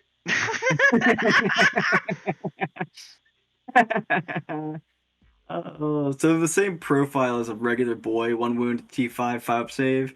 But they have a 6-up Fiona Pain, but like that, I thought that they had anti-vehicle. I would have bet money they did. I should have bet you money. I would have lost the money staring at the page on my screen. Wow. They are Strength 5. Did I misread? No, yeah. Regular boys are Strength 4, so they are Strength 5 instead of Strength 4. Yeah, so they're Strength 6 in the wild. That's not nothing. For That's 210 pretty points, sad though. So you're really relying on the boss lift them to crack that vehicle. Yeah, so take back what I said about that. Like bringing them to yeah, they're fine. You're gonna see a lot less of those. Wow. Yeah. Ooh. All right. Let's talk about Gretchin. These things are great. Yeah. I know what they do. 40 points for Gretchin. Wait. What do you think about the thump gun? Wait, hold on. What do you think about the thump gun? I don't fucking care about the thump gun. That's what I think. No. The Gretchin. They are great if they are by an objective in your command phase on a 4-up. You gain a CP, and That's basically the only reason you take them. Well, you'll take other than if you're gonna do the thing with Zodgrod. Yeah, right. You would take 2 units then, or like 1 big unit, excuse me, of like 20. Yep. I also think you could take 10 with him in a truck, because then everybody fits in the truck, all 12, and it's not as big of an investment. Yeah. Because then you have to put him in a fucking battle wagon to drive him up in the air thing. Well, maybe you just don't put him in a transport. Yeah, but it's funnier when you put him in the transport. Well, you can always scout backwards, you know. True. You don't have to move up. Yeah, you could go anywhere with these things. Yeah. A truck's nice to have them in, though. I think there's situations where you just want 20 fucking guys that can just make a giant wall. Like a literal table-wide wall that's just like, I win. It's really good to do that in Dread Mob, because then you can use that stratagem where if people move near your grots, they take mortals. Yeah, and you can just move your grots. And your grots are already there, like on their deployment zone. Just move them closer. Just surround them. Literally, like, start surrounding them. Wait, grots are what, OC1? No, they'll be battle line in this, so they'll be OC2. Well, their OC won't change. It's just that you can take 6 units of them. Oh, it doesn't give them the battle line OC2. They just have OC2. Oh, they are OC2. Perfect. Yeah. Then you use that 6-inch move after that to bum rush their. If it's the Wah, it's a 12-inch move. Mm-hmm. So if you Wah turn 1, you can have enough OC with those grots that you took over there in the truck, and then use your 12-inch move, get on their opponent's home objective, and just take it with OC. 12-inch, you get 6-inch scout move in the truck. A 9. Or 9-inch scout move in the truck. Mm-hmm. Get out 3. Move 12. Move 12. So that's 15 inches out of the truck, basically. Yeah. Advance. Yeah, advance. 4 to victory. 3, but minimum 1. So yeah, it's like a 25-inch move, right? Something like that, yeah. Yeah, you could likely get onto your opponent's objective, especially if you're in the Wog turn. If you Wog turn 1, just charge some nonsense unit. Now, is that worth doing? No, but it's funny. No, 99% of the time, it's not going to be worth doing unless you have like capture enemy outpost on turn 1, and then you're like, I can actually achieve this because I built this stupid unit that can fly across the table in 1 turn. It has 40 OC. So, actually 43 OC if you put what's his face with them. But... Oh yeah, yep. Yeah, so these are great. Take them. Take at least 1 unit. All right, you ready to move on? Yo, got Nobz. Do it. Just finished building a unit of these while we were talking. Yep. The kit doesn't come with 5 power claws. Pretty stupid. So a couple of these guys got like one of them has a kill saw. That's a power claw now, and the other one's got. I think this is a power stabber, but I don't think that's a thing anymore. Yeah, it's not. But your Nobz are basically 2 wound like boys. So T5, 2 wounds. They do have a 4-up save though, which is nice. Nobz are pretty sick. They also -1 to be wounded from stuff that's higher strength than their toughness. They're led by a Warboss. Yep. So that's pretty nice. They were the bread and butter before the Codex dropped, and they still are. They're maybe not quite as ubiquitous as they once were, but I think you're still going to see them in a lot of lists. They are 105 points for 5 of them, so they're what, 21 points a model? But they're okay. In Bully Boys, you're bringing a lot of these. I like. Meganobz have grenades too. Do they? Yeah. Oh my god. But your regular Nobz are kind of cool. They can all take power claws. They just hit on 4s with them, 3 attacks. So yeah, you're gonna want to put a Warboss with them, give them +1 to hit, put them in a truck, call it a day. Pretty cheap, combat unit that can put out some pretty hardcore Bully damage. Boys, I don't hate ones that don't have a Warboss. Yeah, I don't either. They're just, I feel like they are still overcosted. Just a little bit for hitting on. So they have no Warboss. They're hitting on 4s. Well, the no Warboss ones might want honestly big choppers. They're right about where they need to be. I could see them maybe like 100 points. These guys can get ammo runs, which allows them to use an ability that they're never going to care about, which is get lethal hits on their ranged weapons. You can. Like, it's why kind of is lame. that It's something a they thing? could already get if they were in Dreadwa. That's true. So like, yeah. Kind of useless. It's I mean, it's it completely does give useless. you lethal hits with dev wounds, but that doesn't matter. Never mind. Like, Yep. yeah, like they don't care about that at all. Let's just move on to the Meganobz because I really wish Nobz had a shooting option that existed, The but Nobz combi is- weapons have just been gutted to the ground. If you could deck an actual combi rocket, I think the Nobz are fine. Yeah, I think they're fine. I wish they were. I like them a lot. I something- mean, I got just They're built very 5. straightforward. I can't complain. I got them sitting right here in front of me. They're very straightforward. I like that about them. All right, so now we have the thing that we've all been waiting for: the Meganobz. Just- They're so damn hard to kill because they have Crumpin' Time, which is during the battle round in which you call a log. Models in this unit have a 4-up Feel No Pain. They have a 2-up save. They're toughness 6 with 3 wounds, and now they have a 4-up Feel No Pain for his turn and my turn, twice. So yeah, for I don't 180 think points, they need to change that part of this. What? They're getting it twice? No, the 4 feel no pain at all. I think that can stay. I think these guys just need to go up to like 35 point a model. They are 180 points for 6 of these fuckers. There's Yeah. no way. Like, you're paying 540 points. I literally killed 1 unit of them. I killed a battle wagon and a squad of guys. Yeah. If they were 35 a model, it would go up to 210 for 6, and that's a lot more reasonable, I think. Yeah, it's almost hard to figure out because it's like Maybe even 40 a model, but that's kind of... I wouldn't even mind their points cost if their ability was just a 5-up Feel No Pain. No, instead of but a that's 4-up so Feel No Pain. bad, and it's already like... That's just glorified squig hogs. Well, it's how do you That's why- balance it? You make them cost more. You make Yeah, you make I it. guess. That's what you have to do. It's the sad reality of detachment-based balancing. They have to balance. They have to make these cost what they should be cost in Bully Boys.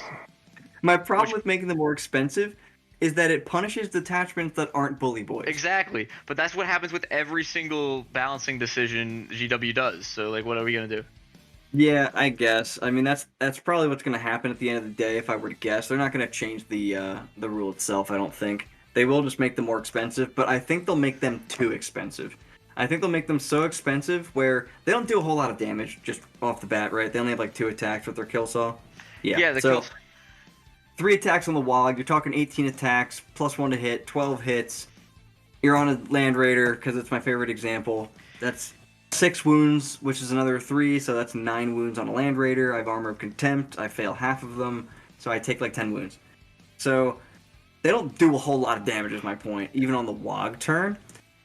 So if they're gonna make their points too expensive, and they're only gonna be useful for getting a Fort Feel No Pain and being a durable, dopey, dumb fucking thing that's just there, and they're not actually gonna be very impactful. I think at that that's point. the problem with their data sheet more so than like the points. That's all they can be because of what their shitty profile is. Yeah, like when it you should look be at 3 attacks. Like hitting on 4s. Wait, all their close combat hits on 4s? yeah, man, these things are. Okay, well, Yeah, they should have more attacks. You would think the claws would go on 3s, right? They should have more attacks because their points are gonna go up, and I think that they at least need to like have some damage output at that point. They can be durable and put out damage, but they can't be just durable. For like 250 points for 6 of them, or whatever the fuck they make them. They're not gonna be that expensive, but they'll be above 200. The claw thing on 4s is wild. These guys also got custom shooters, but Nobz do not. What do the custom shooters do? Rapid fire 2. No. It's just like a They have shooter. 4 that's- shots a piece? Yeah, they have 6 shots, which isn't with rapid fire, which isn't nothing, you know. I mean, yeah, 6. You know, that's 36 shots, right? Yeah, 36 shots. Yeah, you see, if the Nobz could take that, the lethal hits thing gets a lot cooler. Hmm. But they can't. They have to take the shitty one-shot custom combi weapons. Yeah. I mean, is this? Think about the 5-man custom shooter Meganobz. I guess with kill saw, because claws suck. Yeah, I think you just give them kill saws. Unless you're with Gazgul, then you probably give them power claws. Yeah, they're both 2 damage. Huh. All right, well, these are ridiculous. Take 3 units of them. Just don't buy them, people, because they're going to get nerfed. I 100% promise you this. There's no fucking way these are staying at 180 points. It's just not happening. So, don't go out and buy like 3,000 points of Meganobz because you're going to feel sad. Moving right along. 2. Bum bum bum. The Burna Boyz. Yo. The Burna Boyz. Burna Boyz. Same thing as a boy. T5, 1 wound, 5 save. They just all have Burnas. And the Burnas are a flamer. They're just a regular flamer. So, that's what they get. I think they can take some stuff. Or they get spanners, right? And the spanners can do stuff. Yeah, the spanners can take a custom Mega Blaster or a rocket launcher. Okay, so you get 2 spanners if you take 10, or 1 if you take 5. They have a cool ability. Oh yeah, I'm a big fan of their ability to reroll the wound. Yeah, each time they make a ranged attack with a burner that targets an enemy within 6, they reroll a wound roll of 1. If the target of the attack is also within range of an objective marker, they can reroll the wound roll instead. So it is a shame that the Burna's one here specifies makes an attack with a Burna, whereas the one on the Lootas does not specify with a Def Gun. So it affects the leader of the unit too, like the custom, like the big mech with Shokk Attack Gun gets to reroll his stuff like the Lootas. Yeah. Whereas in this case, the leader does not benefit unless they happen to have a Burna, which I don't think any Lork leaders can take. I don't think so. Yeah, I'm not. No, I don't. Pretty sure that's a no. Yeah. Burns are cool. They are 60 points or 120. In combat, they actually shoot you with their flamer. They get 2 attacks, a strength 4, AP 2, and 1 damage. Yeah, the cutting flames. They get you. Yeah. They whack you with it or something. The little burn, the pilot light or something. They've always had this, like where they're. You know who doesn't have this? The Burna with the commando Burna. Oh, what a shame. It makes them worse, bro. It literally he has close combat weapon instead. Yeah. It would be if he had cutting flames. It'd be a lot better for the commandos unit. It would make me. It'd be nice, yeah. It would be nice. I don't know why they don't do shit like that. Well, why? Yeah, the commando burner's literally just he has it in Kill Team. GW, just copy and paste shit, okay? It's very, very easy. All right, so what do we? We got Stormboyz next. These guys are great. They do objectives. That's pretty much all they do. That's their job. 65 points for Stormboyz? Yep, right? 65 points for Stormboyz. They can charge in the turn they advance. They don't even lose guys anymore. Yeah, they're great. Yeah, all right. I like it. You're never taking a 10-man probably. You're always taking the 5-mans to do objectives. Yeah, I think so. Because they have Deep Strike, which is why you take them. They just or they're super fast as well, so you don't actually have to Deep Strike them if you don't want. They also have grenades, so nice. Yeah, very nice. Tank Busters. Do we just skip Tank Busters? Tank Busters are terrible. They're a resin kit that's locked to a really bad loadout. Everybody and their brother says this about orcs. If you're an orc player, you already know this. I hate these fucking things. Why are these still here, but like Grot tanks aren't? I hate these things so much. They get 2 bomb squigs, which is kind of cool. Yeah, twice per battle. After this unit ends a normal move. It's too bad you can't move them twice in one turn, just because then you can shoot them both before they die. But they do get some stuff. So they get so they make when they make attack against vehicles or monsters, they add 1 to the hit and wound roll. So that's cool. They all have rockets. Most of them do.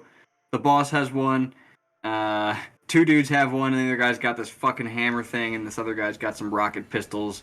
They're awful. They're D3 damage. Like the tank hammer. If you could choose it to be all hammers or all rockets, it would be so much better. But instead, it's stuck with like this unit that doesn't know if it wants to go into melee or stay back and shoot. It doesn't have any. If you could take 5 tank hammers or 5 rocket launchers, it would be way better. Fuck the Tank Busters. They're 110 points? No, they're fucking not. Yes, they are, man. They're so expensive, it's crazy. Wait a minute. There's what? Yes, that's the craziest part about it. Like the data, they are 110 points. They are twice what they should cost. That's a joke. These things this should be a 70 point, 60 point unit. This should be free. Fuck those things. Like Next. I can't believe. Everyone thought that they were gonna be gone when the codex came out, and GW was trying to tell everybody don't buy these by making them like a resin kit that costs 110 points for 5 models with 1 wound each. But no, that's crazy. That is crazy. The next unit it's not as good as it used to be. Yeah, they miss Badrick. Yeah, they missed Badrook. This is a flash kit. They like needed to be able to be led by a mech, and they got so much better, but they can't. Wait, what's on this guy's thing? Is that your Git Finder thing? It's Among Us. But yeah, I mean, these guys are Nobz. They're, 2 wounds apiece with a 4-up save. It might be a targeting squig. I think that might be It what looks like it, yeah. It's like it's ammo runt.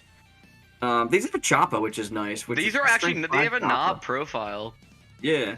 And their Snaz gun's pretty cool. It's heavy and sustained 1 with strength 6, AP 1, 2 damage. 3 shots.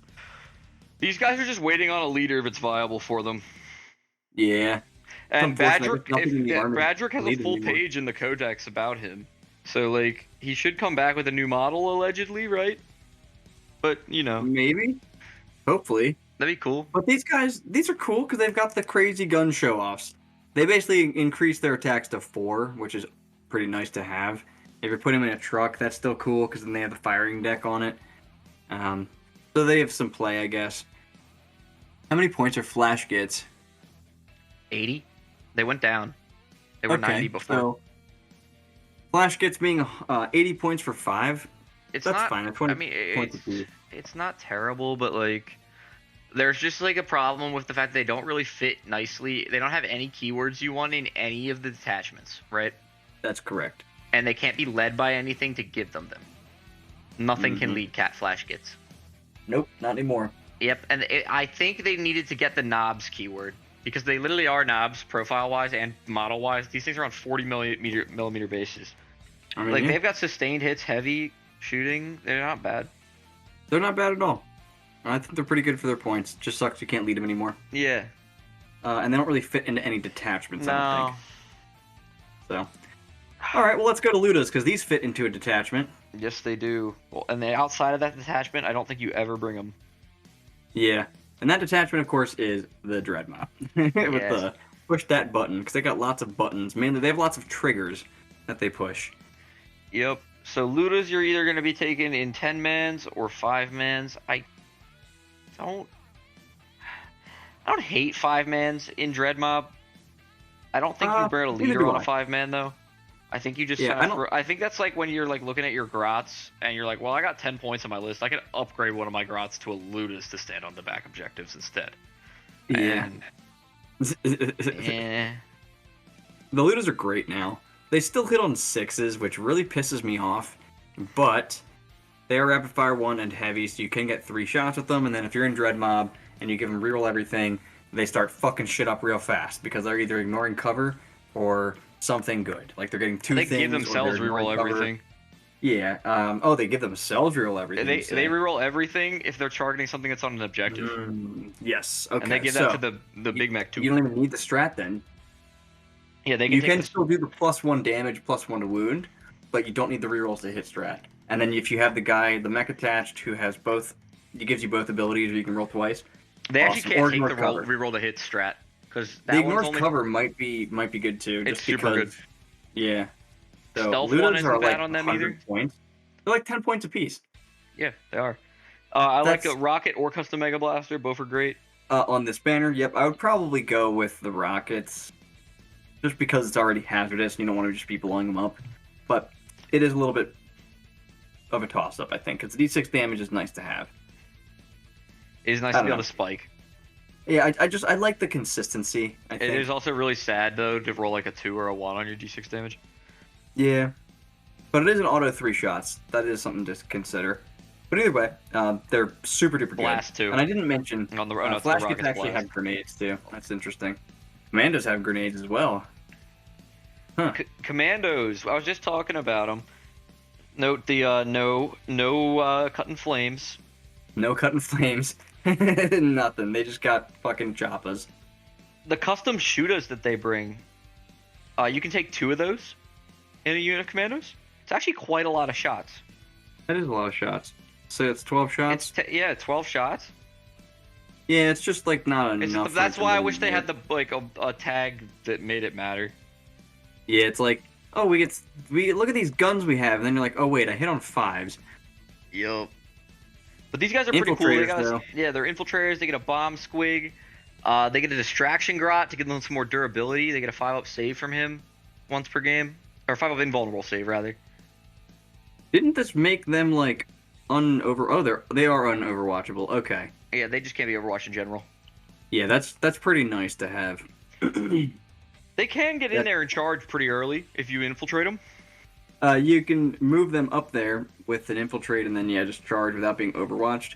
That can be pretty annoying, especially with certain detachments, I guess, or that's just annoying in general. You're always bringing the Preacher Ram. You probably bring the Rocket.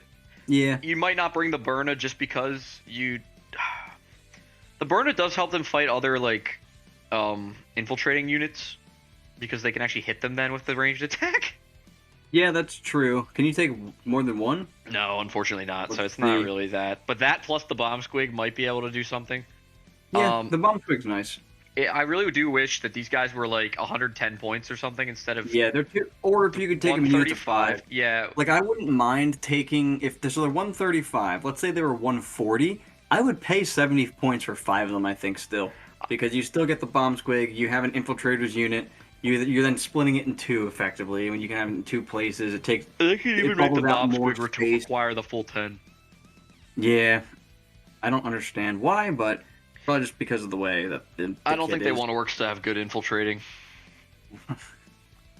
That's some bullshit.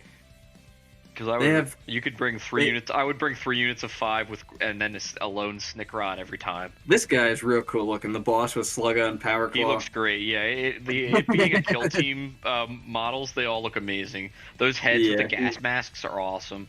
This Breacher Ram's weird. Yeah, the Breacher Ram's cool. I do really wish, though, that the Burna had his Cut and Flame, and they were about 110, 120 points, so that I felt good about, like, charging with them, maybe? Just run them in general? Yeah, well, that, too. Alright. But, like, if they were 100... Yeah, if they had the Cut and Flame, it would be... And they can't be Overwatch, charging them into something seems really good. But, yeah. Just to tie something up turn 1, I think, and just to get in people's way. Yeah. That's my favorite thing to do, is, it's just make fucking walls. Alright. Let's move on to the next one. The Squighog Boyz. Boise State here, the Squighog Boyz. A little bit of a fall from grace here for these guys, honestly. How is that statement true? How is that statement true? Because I think they were a lot better when they could have a Nob leading them, giving them +1 to hit. They don't have a way to get +1 to hit from a leader anymore. Because the new leader for their unit gives +1 to charge. So they're just actually getting in with a lot less of their attacks than they were before, especially in units, that are smaller that don't have a leader now. Because if you're just bringing these, before you could take a 60-point leader on these guys, and it was the Bet Nob especially. Now, if you want a leader on these, it's 130 points. Yep. So, but they come with the Nob. They do come with the Nob, but the Nob has been, he's lost some of his luster. Mm-hmm.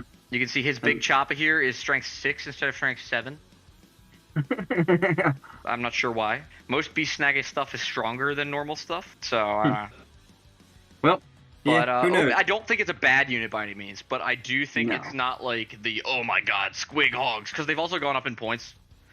But that is also to accommodate the Nob being a part of the unit, obviously. Right, yeah, they're like I just don't think you're not bringing them in every list. You're bringing these in the Great Hunt and probably War Horde. Yes, definitely in the War, like the Great Hunt. That's what I meant to say. Definitely in the Great Hunt for sure. Well, yeah, they're like the unit in the Great Hunt. You're building around these essentially. Yeah, exactly. Yeah, you're mounted and your Beastsnaggas is what all your strats are around.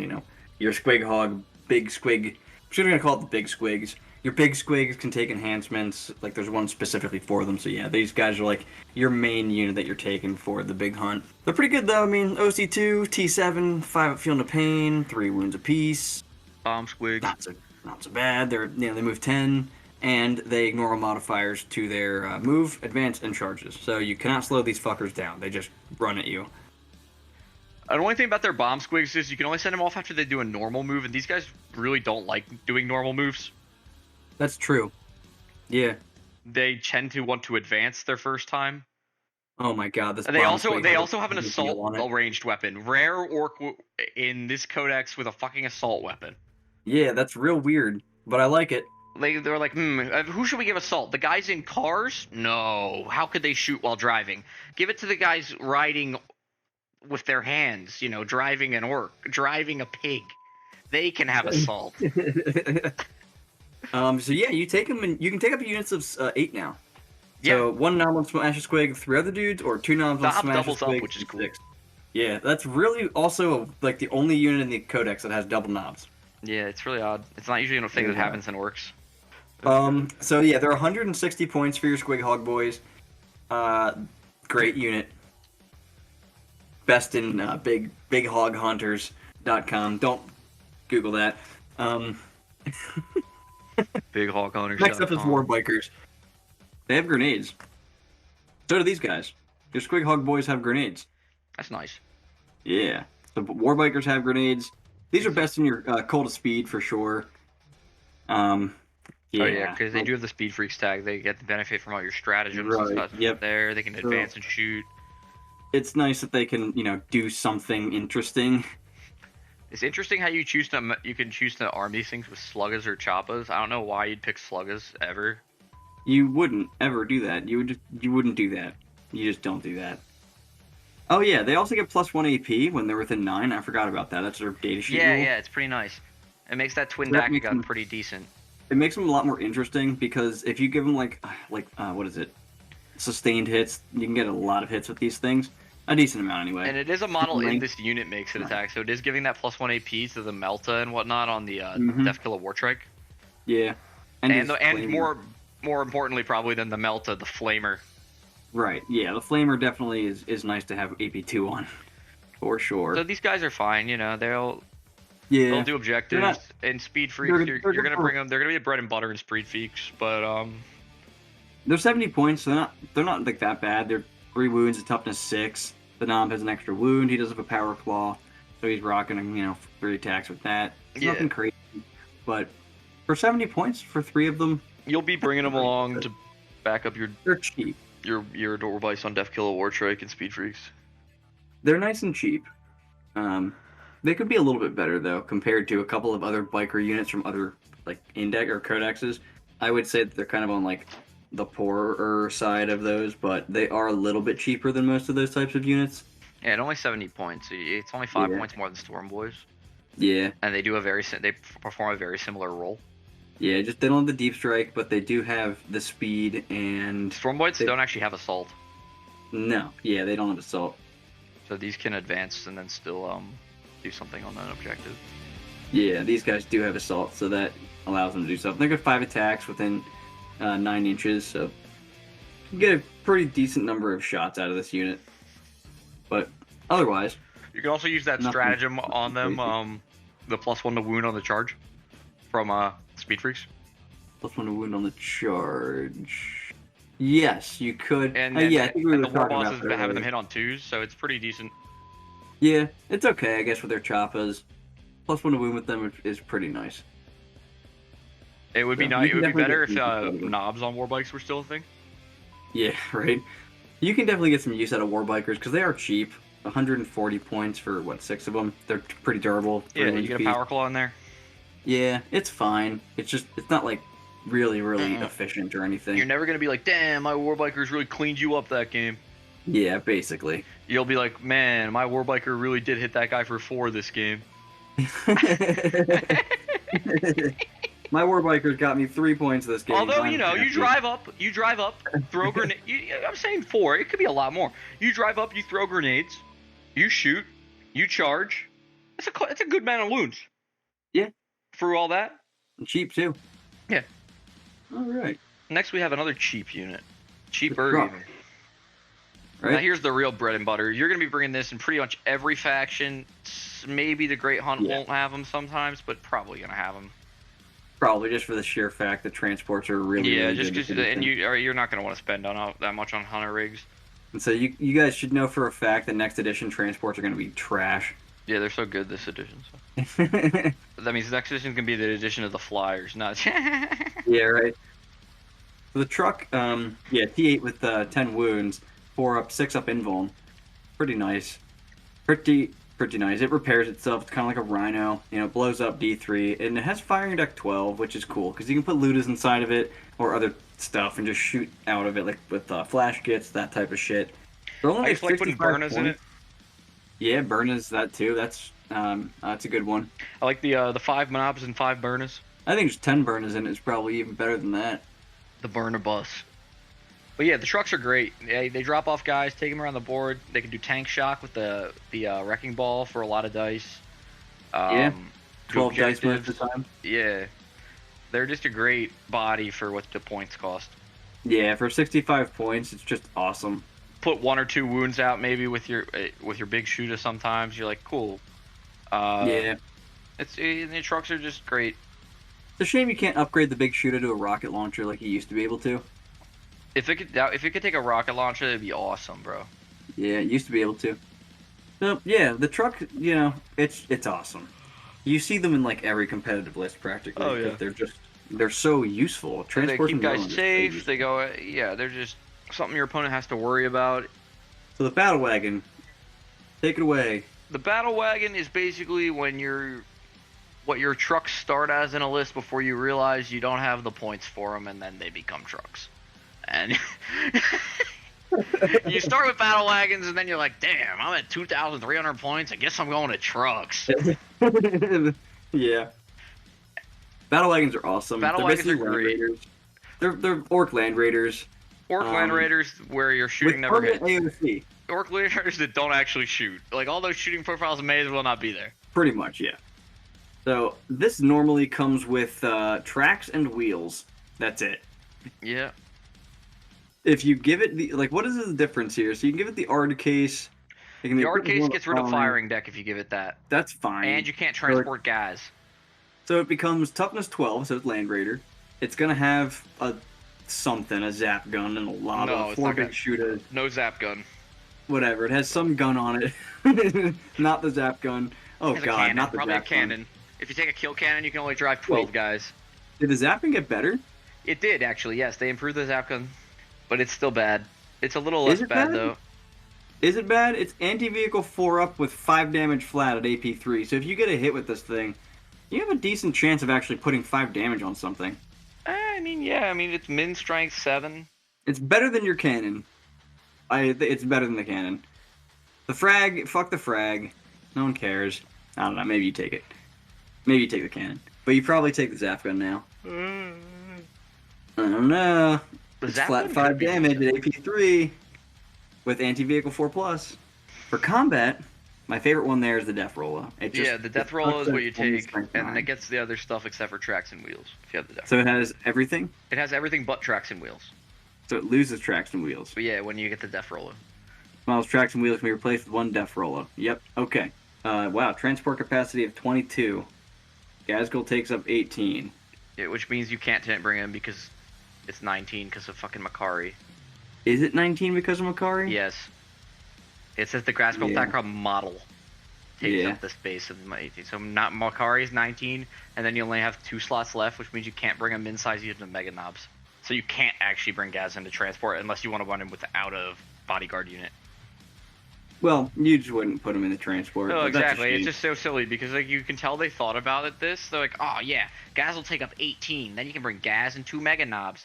And then they're like, oh yeah, Makari, whoops. And then they need to fix it. But oh well. The battle wagon's sick though. Yeah, for transporting around your Meganobz and your regular Nobz. Your Meganobz, your Nobz, 20 man. It's the only thing that can bring a 20 mana boys into the battle. Yeah, like these things are sick. They're like 160 points, right? Yeah, 160 points. I like it. There's just like the truck, it's great with its tank shock. In fact, there was a list recently, like this past weekend, a Bully Boys list that ran 2 battle wagons. That was like 5-1 or something like that, or maybe it was 6 now. Yeah, so D6 steadily demise. Yep, D6, big booms. Big booms. Big fucking booms. Big fan so of that's Battle the battle Wagon. wagon. You'll see it in most of the sub-factions except for probably the Big Hunt because they'll be taking their versions of it. Their kill rigs instead. Yeah. Yeah. Now, alright, your favorite unit. Oh yeah, the Deff Dread. Okay, so the Deff Dread got some buffs here. In the, yeah, we've got Strength 12 now on our Dreadclaw. How the hell is this thing 130 points? So many points, man. But one with 4 custom Mega Blasters can do a lot of damage in the shooting phase. And then die. And then die, but you don't really care. It can do like 17 some damage or something it can do on average. Really? Yeah, it's pretty crazy. I did the math yesterday. That's with the both stratagems. You know, you're giving it the +1 to wound and +1 damage, and you're giving it the reroll everything, and you're giving it a little mech to give it +1 to hit. I spent 2 stratagems and a mech and 130 points to blow and then myself my unit up. blew itself up after. And he made all his involves. Another great day in the WA. I spent 2 CP. That's great. But yeah, or you can do that on a Gorkanaut, but that one you're sad when it dies. Yeah. But I think it actually is a little more interesting in melee. With during the WA, you'll have strength 13 on your Dread Claws. With like 8 attack. Yeah, it's 7 attacks if you have them. If you have 4 of them, you get +1. Yeah, so you'll have 7 attacks. It's increased by 1 for each additional one. Yeah, so it's 7. Yeah. Okay, so and 8 then on it the has WA, a terrible ability where it forces battle shock tests. Yep. So who cares about that? Maybe, you know, it'll be just like Boys, and they can just change that to be anything else, and suddenly this model's good. Yeah. Literally all it could. It could just give an aura of something. Like, I don't know. What's in our... I don't know. I don't know. Give it advance and charge or advance and shoot. Yeah, give it advance. Give it both. Just give it what a Dread Knight has. Yeah, that sounds... that would work. That would make sense.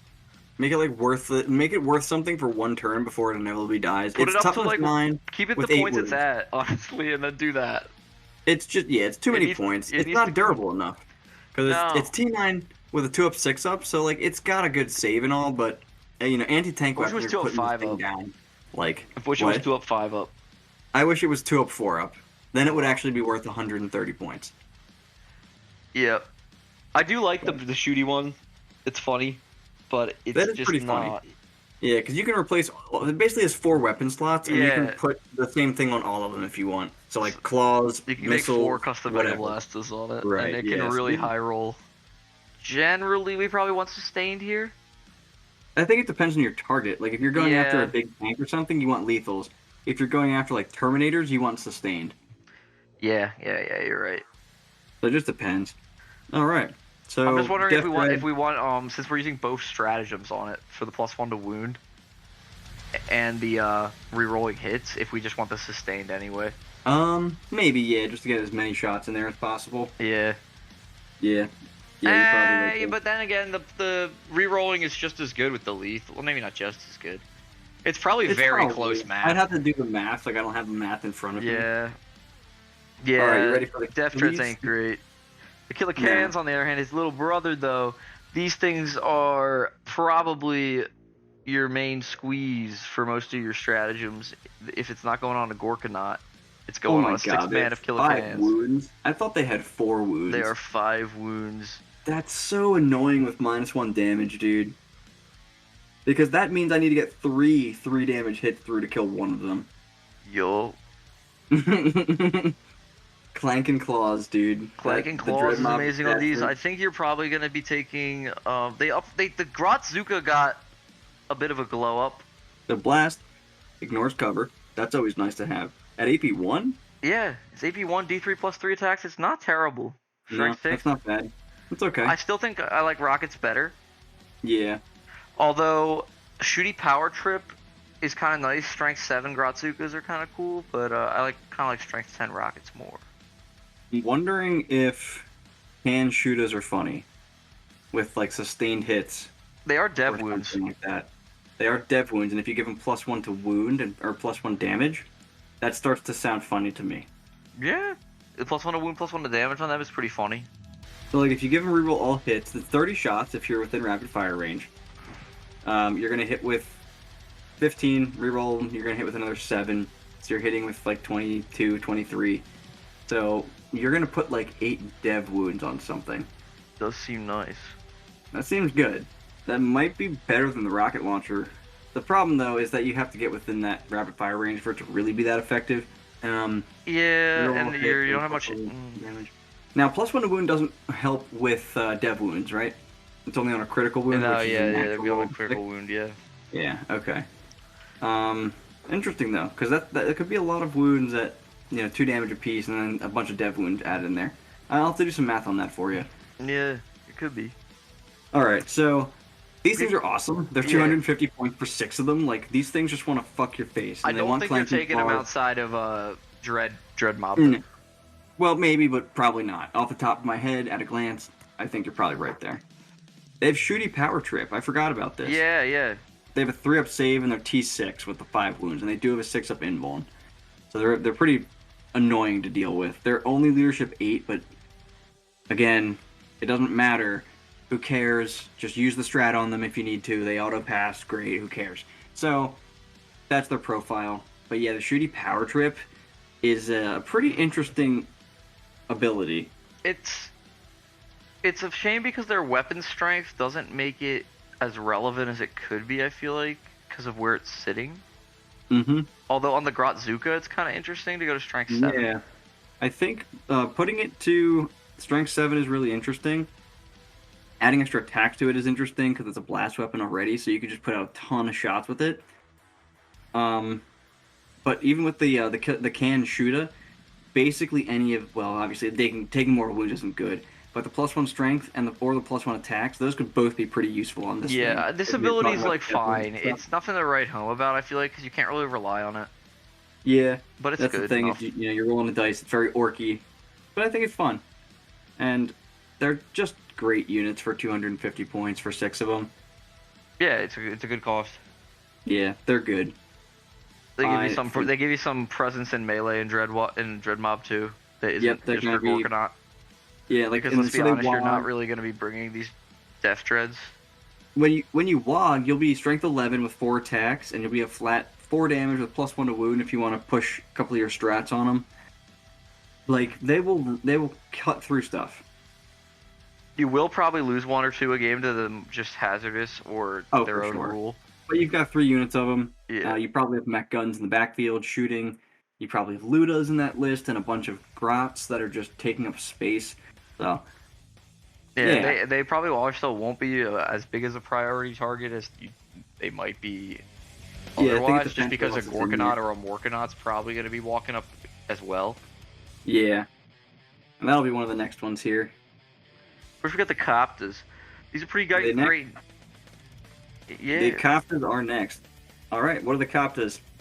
They are pretty cool. They're 12-inch moves, so they're real fast. 6-up invuln, 4-up wound, or 4-up save and 4 wounds. That's pretty nice. One of them can take a custom Megablasta, but I think you probably just stick with rockets on all of them because they're twin-linked. Yeah, I agree. And they have Deep Strike. I actually forgot about that. But yeah, the rockets are what you want to take, I think, on these guys. Just keep the rockets. Yep, they also drop bombs on stuff they move over, which is pretty neat. That is annoying. I found out. Yep. In Speed Freaks, they're going to be pretty cool. They can benefit from a lot of the stratagems.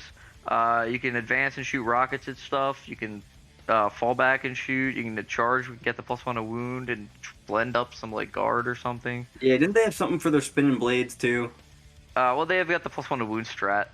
That was what it was. Yeah. Yeah. Yeah. Yeah. So I think these are pretty nice. They're what 100 points for 3. 100 points for 3, 200 points for 6. I think a 6-man of them is not bad to take. Yeah, 4 wounds apiece with toughness 6. They're fast. They hit decently hard. Yeah, they can deep strike them. I like them. Yeah. Deep strike in somewhere and then fire rockets at something. It seems pretty cool. They have grenades too, so they could actually fly over something, bomb it, throw a grenade at it, shoot it, charge it. Yeah, you get a lot of mortals in like that. Yeah. So Mek Gunz. Mek Gunz are pretty cool. The Smash Gun kind of got nerfed. Did it? Yeah, it's only 1 AP now. Or not the Smash Gun, I'm sorry, the custom Mega Cannon. Oh, yeah, that's garbage. Yeah, so despite it being Strength 12, it can't actually crack the armor save of the tanks it's shooting at with Strength 12. So I actually think the Bubble Chucka or the Smash Gun is the pick. Yeah, the Smash Gun seems good. D3 +1 shots, Strength 9 AP3, and a flat 3. They also changed their splat rule. And it does not have hazardous, which is nice. There was a lot of flying stuff that the tractor cannon isn't completely worthless either. No, I wish I'd have more shots. But that is a funny weapon because dev wounds with anti-fly 2+ is just funny. Like, you could probably have like 2 units of Mek Gunz practically kill a monolith. Because you're going to get like 3 hits, plus you get a reroll of 1, right? Yeah. So you're going to get, like 3 hits, and then you're wounding it on 2s. So if you didn't get a hit from the reroll, then you should wound with 3. And they're just dev wounds. That's d6 plus 3. 3d6 plus 3 damage, which is an average of like 11, 12, 13, 14. So that's interesting, yeah. Yeah. You're going to be having these guys led by a big mech with Shokk Attack Gun, so they can reroll 1s. Don't they already reroll 1s? Only if they're making a ranged attack is something that is at starting strength. Right, okay. And that excludes monsters and vehicles, and a lot of times they'll be shooting at vehicles. That's dumb. Okay, yeah, so Shokk Attack Gun guy with these probably You is could the also way to maybe go. just use a normal mech for 45 points leading them. Just to give them the, the sustained or whatever thing from... Oh, they already have that. They're a grot vehicle. So you actually don't necessarily need to have a leader on these. But if you're Not in the gonna, Dread you probably do want the big mech with Shokk Attack Gun. Yeah, just Because because he's got he similar does, range. Yeah, he does do some cool stuff too. Giving them reroll 1s is nice. I like the bubble chucka. Yeah, plus the d6 plus 3 damage on the big shot is nice. They're all just nice profiles. Yeah. Now, yeah, I guess you have to roll. You have to Before roll for selecting each targets. one. Yeah, it's before selecting targets for this weapon. Roll a d6 to determine which profile. Okay. Jesus. So that's going to be a slow roller. Yeah. These are 50 points apiece. They have a 6-up invuln, toughness 5 with 6 wounds, and a 5-up save. They only move 3 inches, so they don't move very far, but they're not supposed to move very far. If you They're lead him supposed with to that new mech guy, he can give him that 6-inch thingy. It doesn't. It's not auto 6. It's just reroll their advance rolls, and they can move through shit, which is good because they can move through walls and shit. Although, when are you gonna advance these guys? They always Very, very rarely, if ever. Yeah. But anyway, Mek Gunz are pretty cool. You're probably taking them in Dread Mob, maybe somewhere else. Yeah. But, probably not. Yeah. They have a place in a lot of different detachments just because it's nice backfield shooting that's relatively cheap and pretty accurate, and it's accurate enough, I guess. But I think Dread Mob is really where it's at for them. 150 points for 3 of them. You probably take a couple units. Indirect fire option. Yeah, the bubble chucka would be hilarious if it was indirect. Oh, that'd be awesome. I think it used to be at some point, but... Speaking of indirect fire options. Right. The buggies are next. Yeah, this thing is garbage. Yeah, the Rukkatrukk Squigbuggy is really bad. It doesn't have +1. It's Squigmine. Buzzer Squigs got changed, so they don't get +1 to hit anymore, meaning they're hitting on 6s when they're indirect. So they're ass, and you're never hitting anything with them.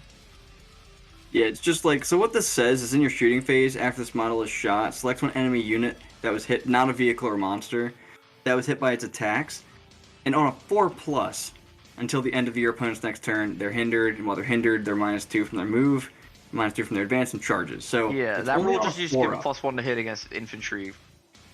It's just so fucking annoying, because it's like, you do all this work to then roll a 1 or a 2, and not get it off, or a 3. Yeah. So it's just kind of like, yeah. If it automatically happened, these things would be great. They're 100 points as is, but like, they're not worth 100 points for a 4-up chance to maybe slow you down. I don't even know if it would be great if it automatically happened. It's not even that. It would at least have some utility because of its not that easy to hit fire. even, because it would never automatically happen because I'm trying to hit them with orc shooting. Yeah, on 6s. Yeah. So, I mean, minimum 7 shots, you should get 1 hit. But it's just, yeah, it's like you're not doing any damage, and you're maybe not doing your fucking This vehicle just does no damage at all.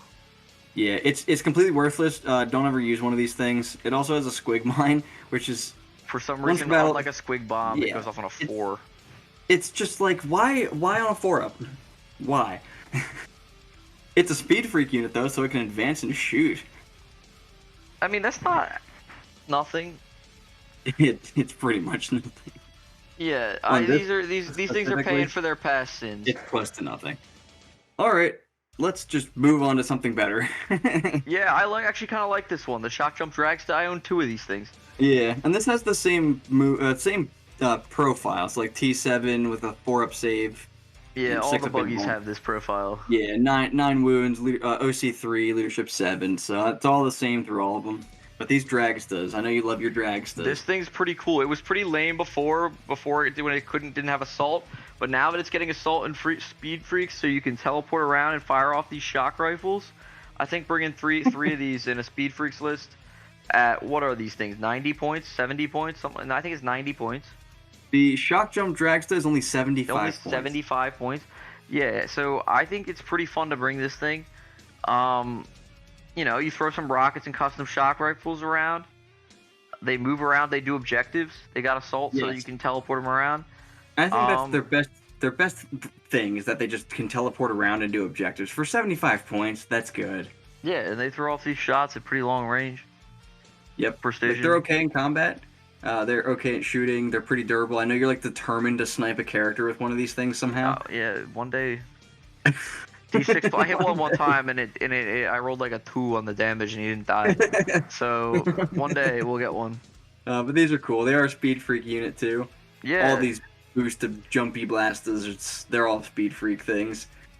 But yeah, I like this one a lot. I'm a big fan. These are the coolest models in the army. Oh yeah, they're really cool models. It just reminds me of Mad Max. Oh, exactly. That's the exact vibe what they were going for, and they hit it right on the head.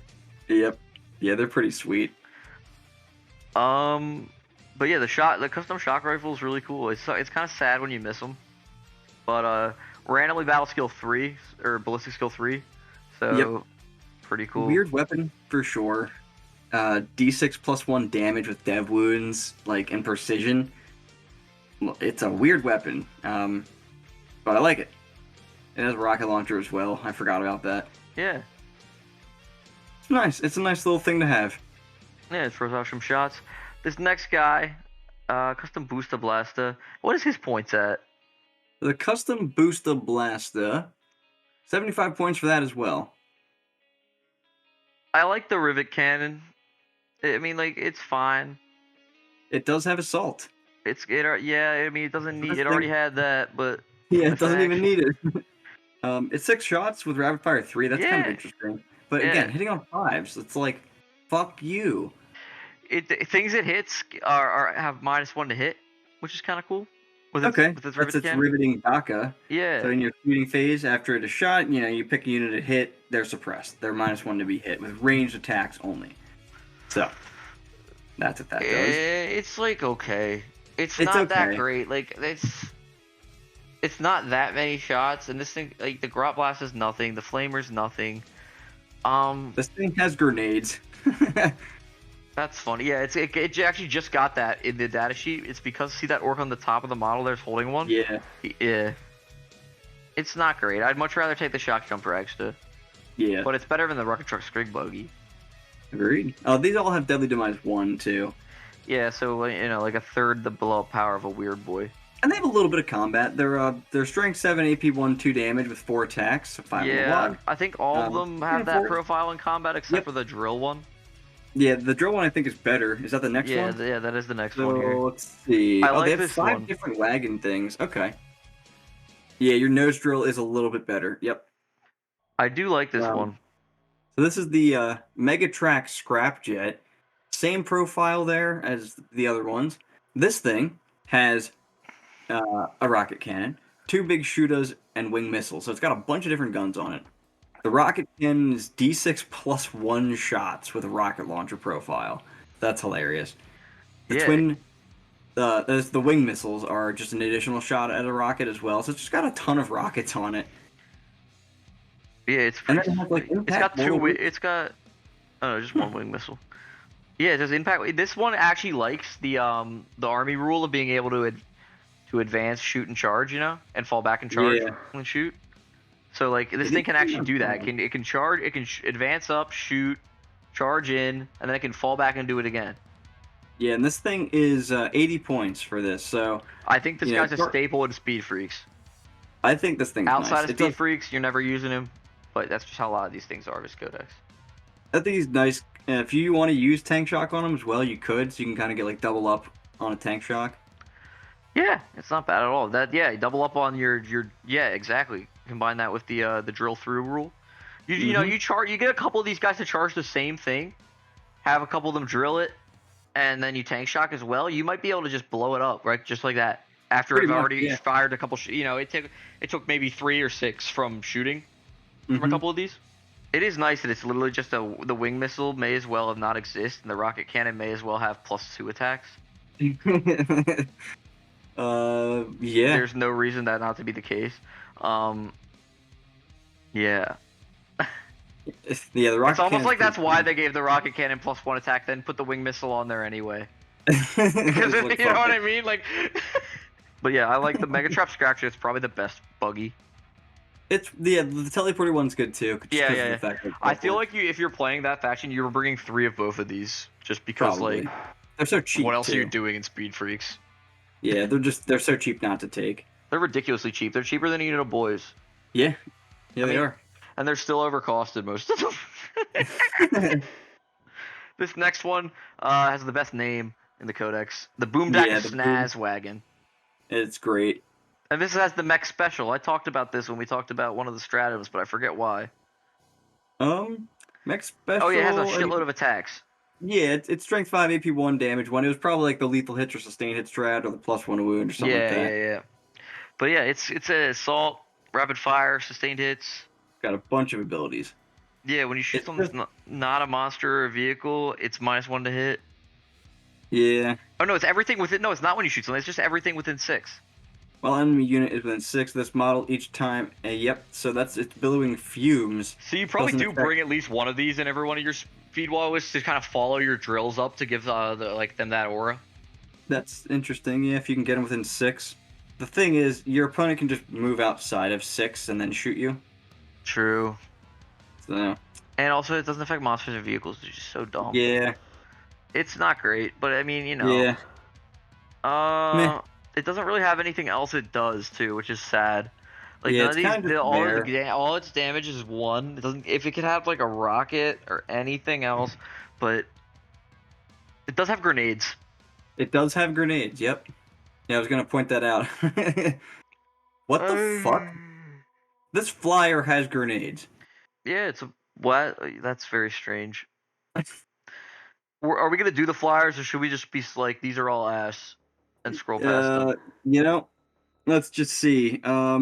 Let's look at their guns at least. All right, so this thing has a smasher gun, twin Wazboom mega cannon, and armored hull. It's twin Wazboom mega cannon. I think it's a good gun. The twin Wazboom mega cannon. It's a great gun. It's strength 12, AP 2d6 damage with D3 shots. Its blast hazard is twin linked. It's not bad. The teleporty blaster. It hits on 4s too. That's interesting. It does hit on 4s. So Grots are piloting this thing. Well, I can see an orc driving it, so I don't know, man. But the orc's driving it. I guess the orc's the one behind the twin teleport of Mega Blasta. You can tell because it's out of 5. Yep. So don't upgrade to that. Twin super shooter, rapid fire 2, sustained hits 1, twin linked. So you can just take that. So do that. It's going to be an extra, basically 6 shots all the time with sustained hits. Why would you upgrade to that thing? You can just take it. No, I mean, it's a 4-up. You lose the grenades keyword if you take the 4-up invul and save. You probably take the 4-up invul and save. Yeah, you do, definitely, because that's so dumb that you're grenading from your plane anyway. Moving along. So, they have 4 fucking flyers. That thing reroll hits rolls of 1 against things that don't fly, too. Yeah, that's stability. That one might be the best flyer in the Burna. Okay. This one's literally untakeable. I've read this one before. Which, this Burna bomber? Yeah, all of it. Look at this. Notice all the damage characteristics are 1. Yeah. It's got a twin super shooter, a twin big shooter.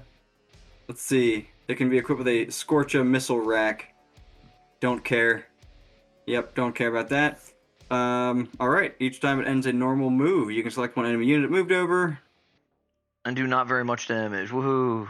Roll 1d6 for each model in that unit for each 6 That unit suffered from mortal wound. Yep. It's bad. So let's see. You like 500 points, Burner Bomber? It's 125. It's pretty cheap. Yeah, but it doesn't do anything. It does absolutely nothing. So don't take one of these for any reason. The Dakka Jet. Did this get good? It hits. Yeah, it always crits. Each shot spell makes a range attack. Every successful hit roll is a critical hit. Okay. These are all Deadly Demise D3 as well. Their profile is T9 with 12 wounds with a 3-up save and a 6-up invuln. Sorry, we completely glossed over that because no one cares about flyers for the most part. Oh, so if these all crit, that means they're all sustained. That's correct. Yeah, they're all sustained. I mean, so this one's actually, that's some pretty decent shooting. It's really not. Like, if you have 12 shots with both your guns, that's 4 sustained hits. You're hitting with 8. Like, it's fine, but it's not. It's only AP 1. How many points is this one? The Dakka Jet has a point value. 135 points. Okay, why is the first one so expensive? Jesus Christ. Probably because it has a 4 pinfall. Yeah, but like no one's shooting your plane anyway. Yeah. It's probably because its weapons don't do 1 damage like the other ones. Yeah, probably. Wow, yeah, the Blitz Bomb is 1 damage as well. Yeah, these are all just. The ranged weapons on this thing is really worthless. Twin Super Shooter. I mean, that's fine, but the other thing is a big shooter. And then the Boom Bomb. It drops a D6 mortal wound bomb that only goes off on a 4-up. Jesus Christ. Alright, Blitzabama. How many points is this piece of shit? 115. Alright, so I've been shitting on all these flyers. They're actually priced appropriately. Like, this one is actually not bad for 175 points. These are not. This is like 135. Well, they don't do anything because they're flyers, 135. Yeah, I mean, they're not good units that you want to take. I'm just saying they're pointed appropriately. They're not, like, overcosted and, like, complete... Well, yeah, it's not like you look at it, it's like, why would I spend half my list on this? It's like, why you look at it, and it's like, this data sheet doesn't do anything. Except, I mean, the first one could kill things. I think you just have better options for units to take instead. Well, yeah, because these also can't come into the game and, like, impact it until later, really. Yeah, they're just terrible, this edition. It's flying rules, really, that's holding them back. Well, holding some of them back. Some of them hold it bad on their own. Yeah, like a Tiger Shark is amazing. Yeah. For Tau. It's 275 points of pure, just kill something. Kind of hilarious, actually. I love that thing. But it's not competitive, though. It's fun, but it's not competitive. Anyway, alright. Now we're moving on to the big stompies. Yup, the Morkanaut. Yeah. So this guy is your man in Dread Mob. One of your men. Big. Beefy. Toughness 12 with 20 wounds. It's got a 3-up and a 5-up. Great target for your strats in Dread Mob. Oh, yeah. OC 8. It's very nice. It's a little slow at 8-inch move, but it can move over terrain in the center. So that's pretty nice. Shoots on a 4 in the WA. Mm-hmm. Shame that doesn't stack with your mech. It would be really nice if one of those was a battle or a weapon skill upgrade. Yeah. Ballistic skill, rather. He's great. He's fun. You know, if you're in Dread Mob, you're running at least one of these guys, probably. And his brother, if not, maybe just the...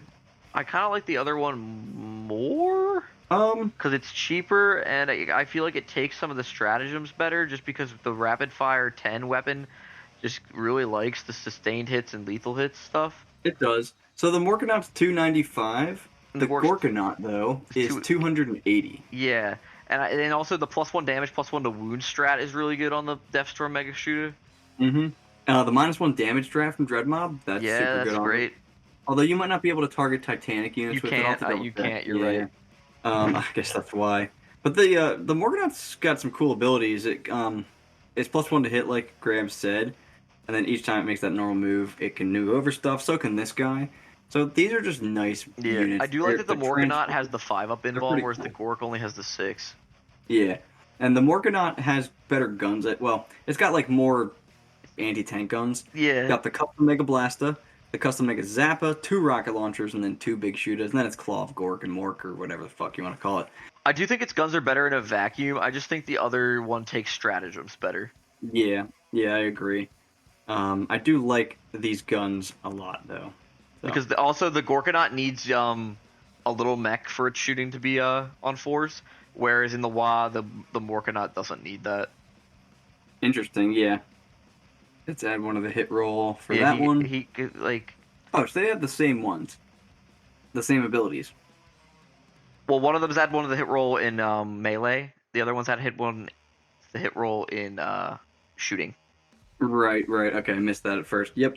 The Gorkanaut's only difference is that it's got a 6-up invuln basically for its profile. Yeah.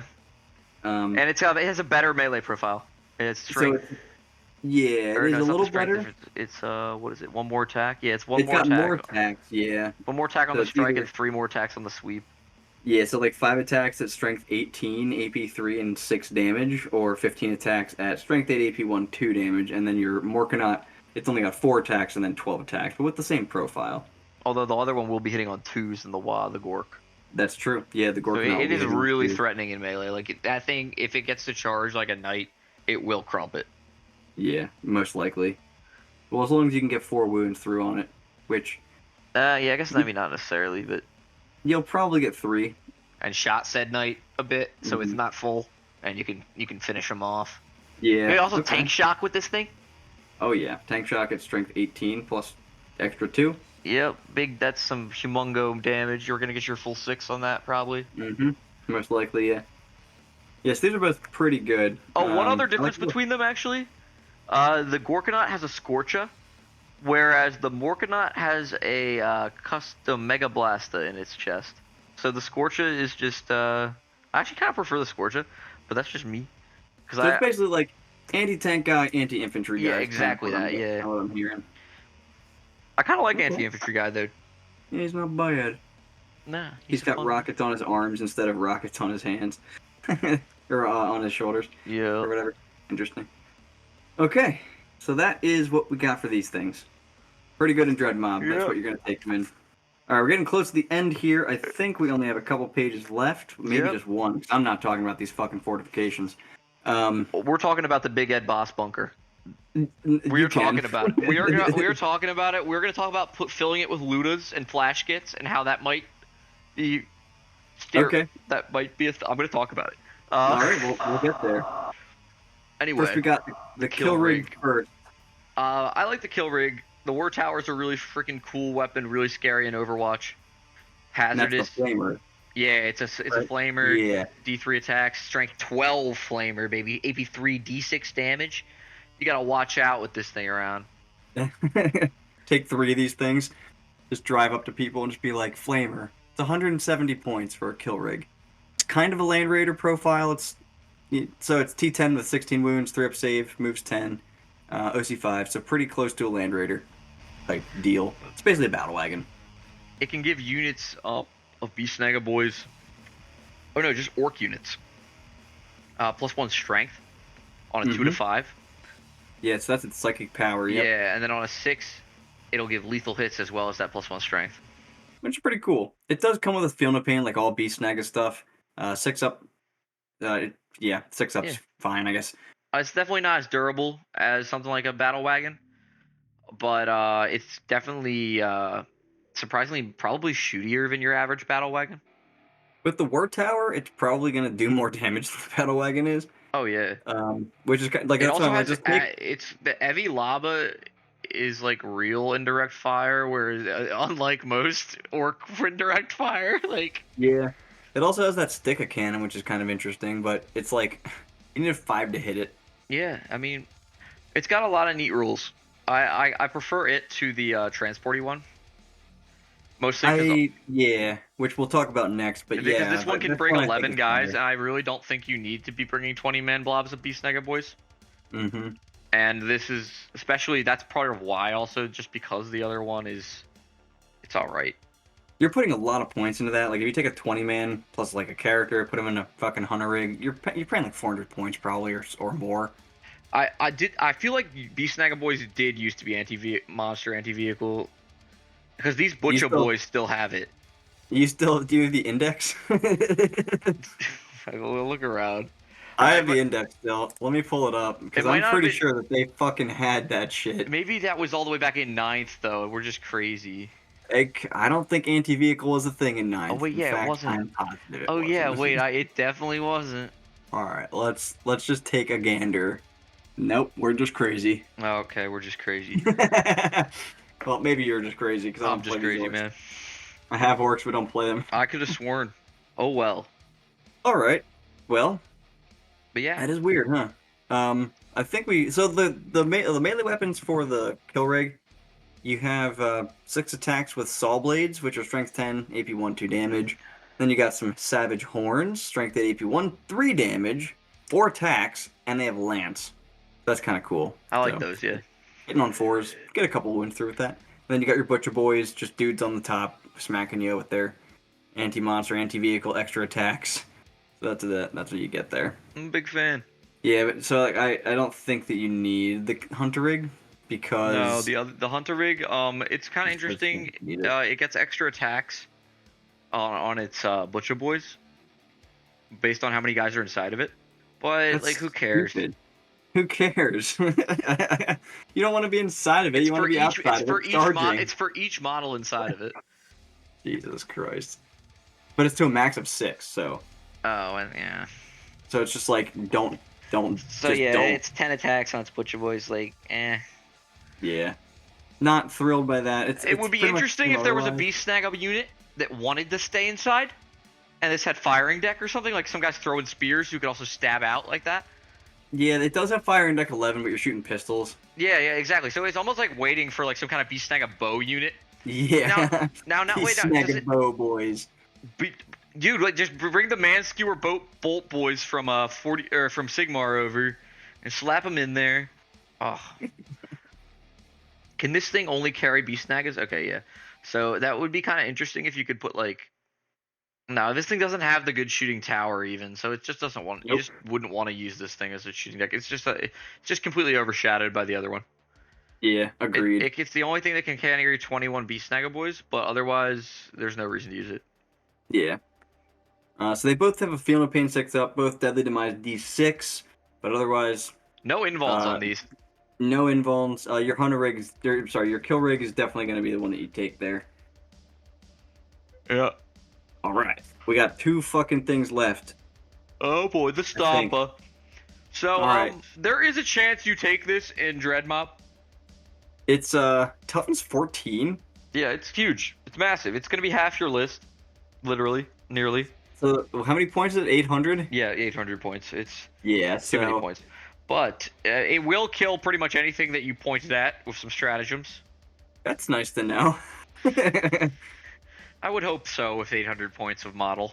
The problem is, if you look at the GW terrain and then you look at how big this thing is, you'll realize pretty quick that there's not many places for it to go. Yeah. And what that means is if your opponent's played against the Stompa a couple times, they're probably going to know the places it can't go. And they'll stand there. And then what will you do? It can clank toward the middle of the table. Yeah, that's probably what it's going to do every single game, right? Yeah. That's like, this thing's really sad that it can't see stuff no matter what anymore, and be seen no matter what. Yeah, I guess. It's nice that it can see through its own piece, but yeah, I mean, not being able to see through everything. Yeah, for an 800 point model, you would hope that maybe. It doesn't have good rules though. It's like. It has a stupid ass battle shock rule, doesn't it? Yeah, well, if the orc unit is within 12 inches, you add 1 to your battle shock test. They're like, we gotta make it worse. It's already 800 points. But I mean, we're gonna make it worse. The damage that this thing can put out is obscene with some stratagems on it in Dread Mob. So it's got the Def Cannon, the Scorcha, the Super Gatla, Super Rockets, Twin Big Shooter, Mega. So it's basically just got all this because it has no options. So it's got 3 of the big shooters. Yeah, the Def Cannon. Wow, 3d6 shots at strength 14.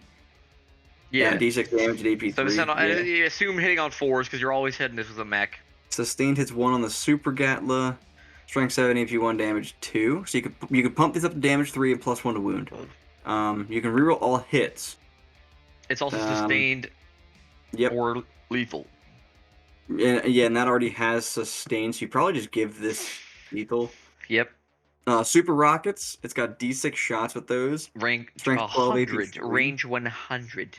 Jeez, that's such an odd number because that's not. It's probably just like a meme, but it's been 100 forever or something. And they because it's like not. It's not a whatever of 12. It's not like a set of 12. It's just random 100 fucking inches.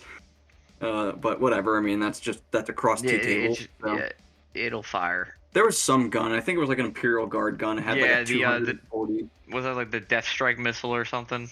Actually, it might be the Death Strike. It has like literally outside of the store range. Yeah, there's like that classic 4chan meme story talking about people like calling a store on like the East Coast or something, and being like, no, I remember what it was. It's like a store in England calling a U.S. store that they wanted to give them like a Independence Day or a 4th of July celebration, and they were like sending death strikes at all their tables. And the GW store owner was like, started putting out like templates and rolling, and he said that like Warhammer Northshire or whatever the fuck is bombing us. We gotta get ready, and they had like an event going on. It like killed a ton of NIDs or something. I forget. You can find the story out there somewhere.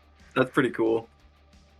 Pretty cool. This thing is yeah. Also, there's its melee profile. Strength 24, huh? Yeah, strength 24 is a lot. It wounds everything on 2s basically, except for like other Stompas. 10 damage a pop at AP 5 with 6 attack, 7 on a Wog. Yeah.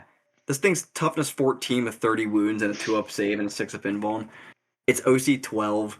It's nuts. But it's 800 points. It's got deadly demise 2d6. Oh, don't you wish you had an auto explode strat? Oh my god.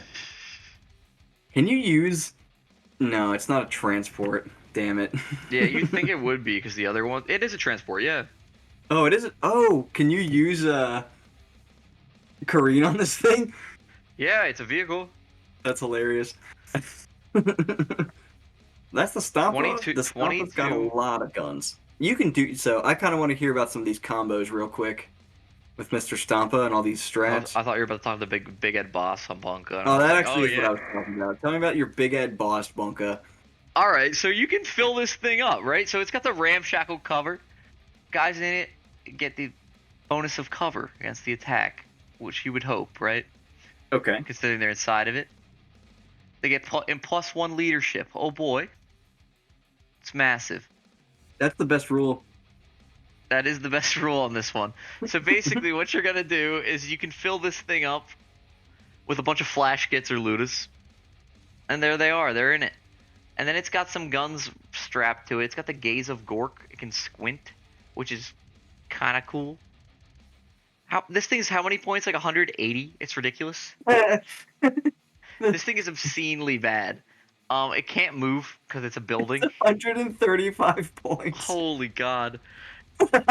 It's got... What has it got? Four big shooters. It's got 4 big shooters. I don't care. It's got Gaze of Gork. I was reading these abilities like, wait, where's the one that like gives a buff to shooting? This thing's horrible. Like, this is just a long, drawn-out explanation of what fucking... It's such a piece of shit. It's a long explanation of what having cover means. Like, what is fortification? Tell me this rule fortification. It's like, yeah, unless it's a pistol, it's like bad cover. Model in your army, so you can set it up just and annoy your opponent, like put it in the way, I guess. It can be shot. It's T10. It is T10. It has a vehicle tag. It can tank shock. It can careen. It can't move. It can't charge. It can still careen. No, it can't careen. Well, why not? It's a vehicle. It has all the tags for me to waste that stratagem on it. It won't move. It won't move, but I will lose that CP. It'll move its dash. There's no that says I can't target it with that. There is no non-fortification tag on Kareen. Why is this a vehicle? I don't know. Because it's a pile of fucking rubble. I like how they managed to tell you that it can't hold Gazkul. As someone would try, like, yo, I'll put Gaz in my Big Ed Boss bunker. He's the boss. Yeah, he's the boss after all. Oh my god. So imagine this. Imagine you're coming up on the Big Ed Boss bunker and it tries to shoot you with the Gaze of Gork. Yeah. Squint. What if it hit? That'd be crazy. What if?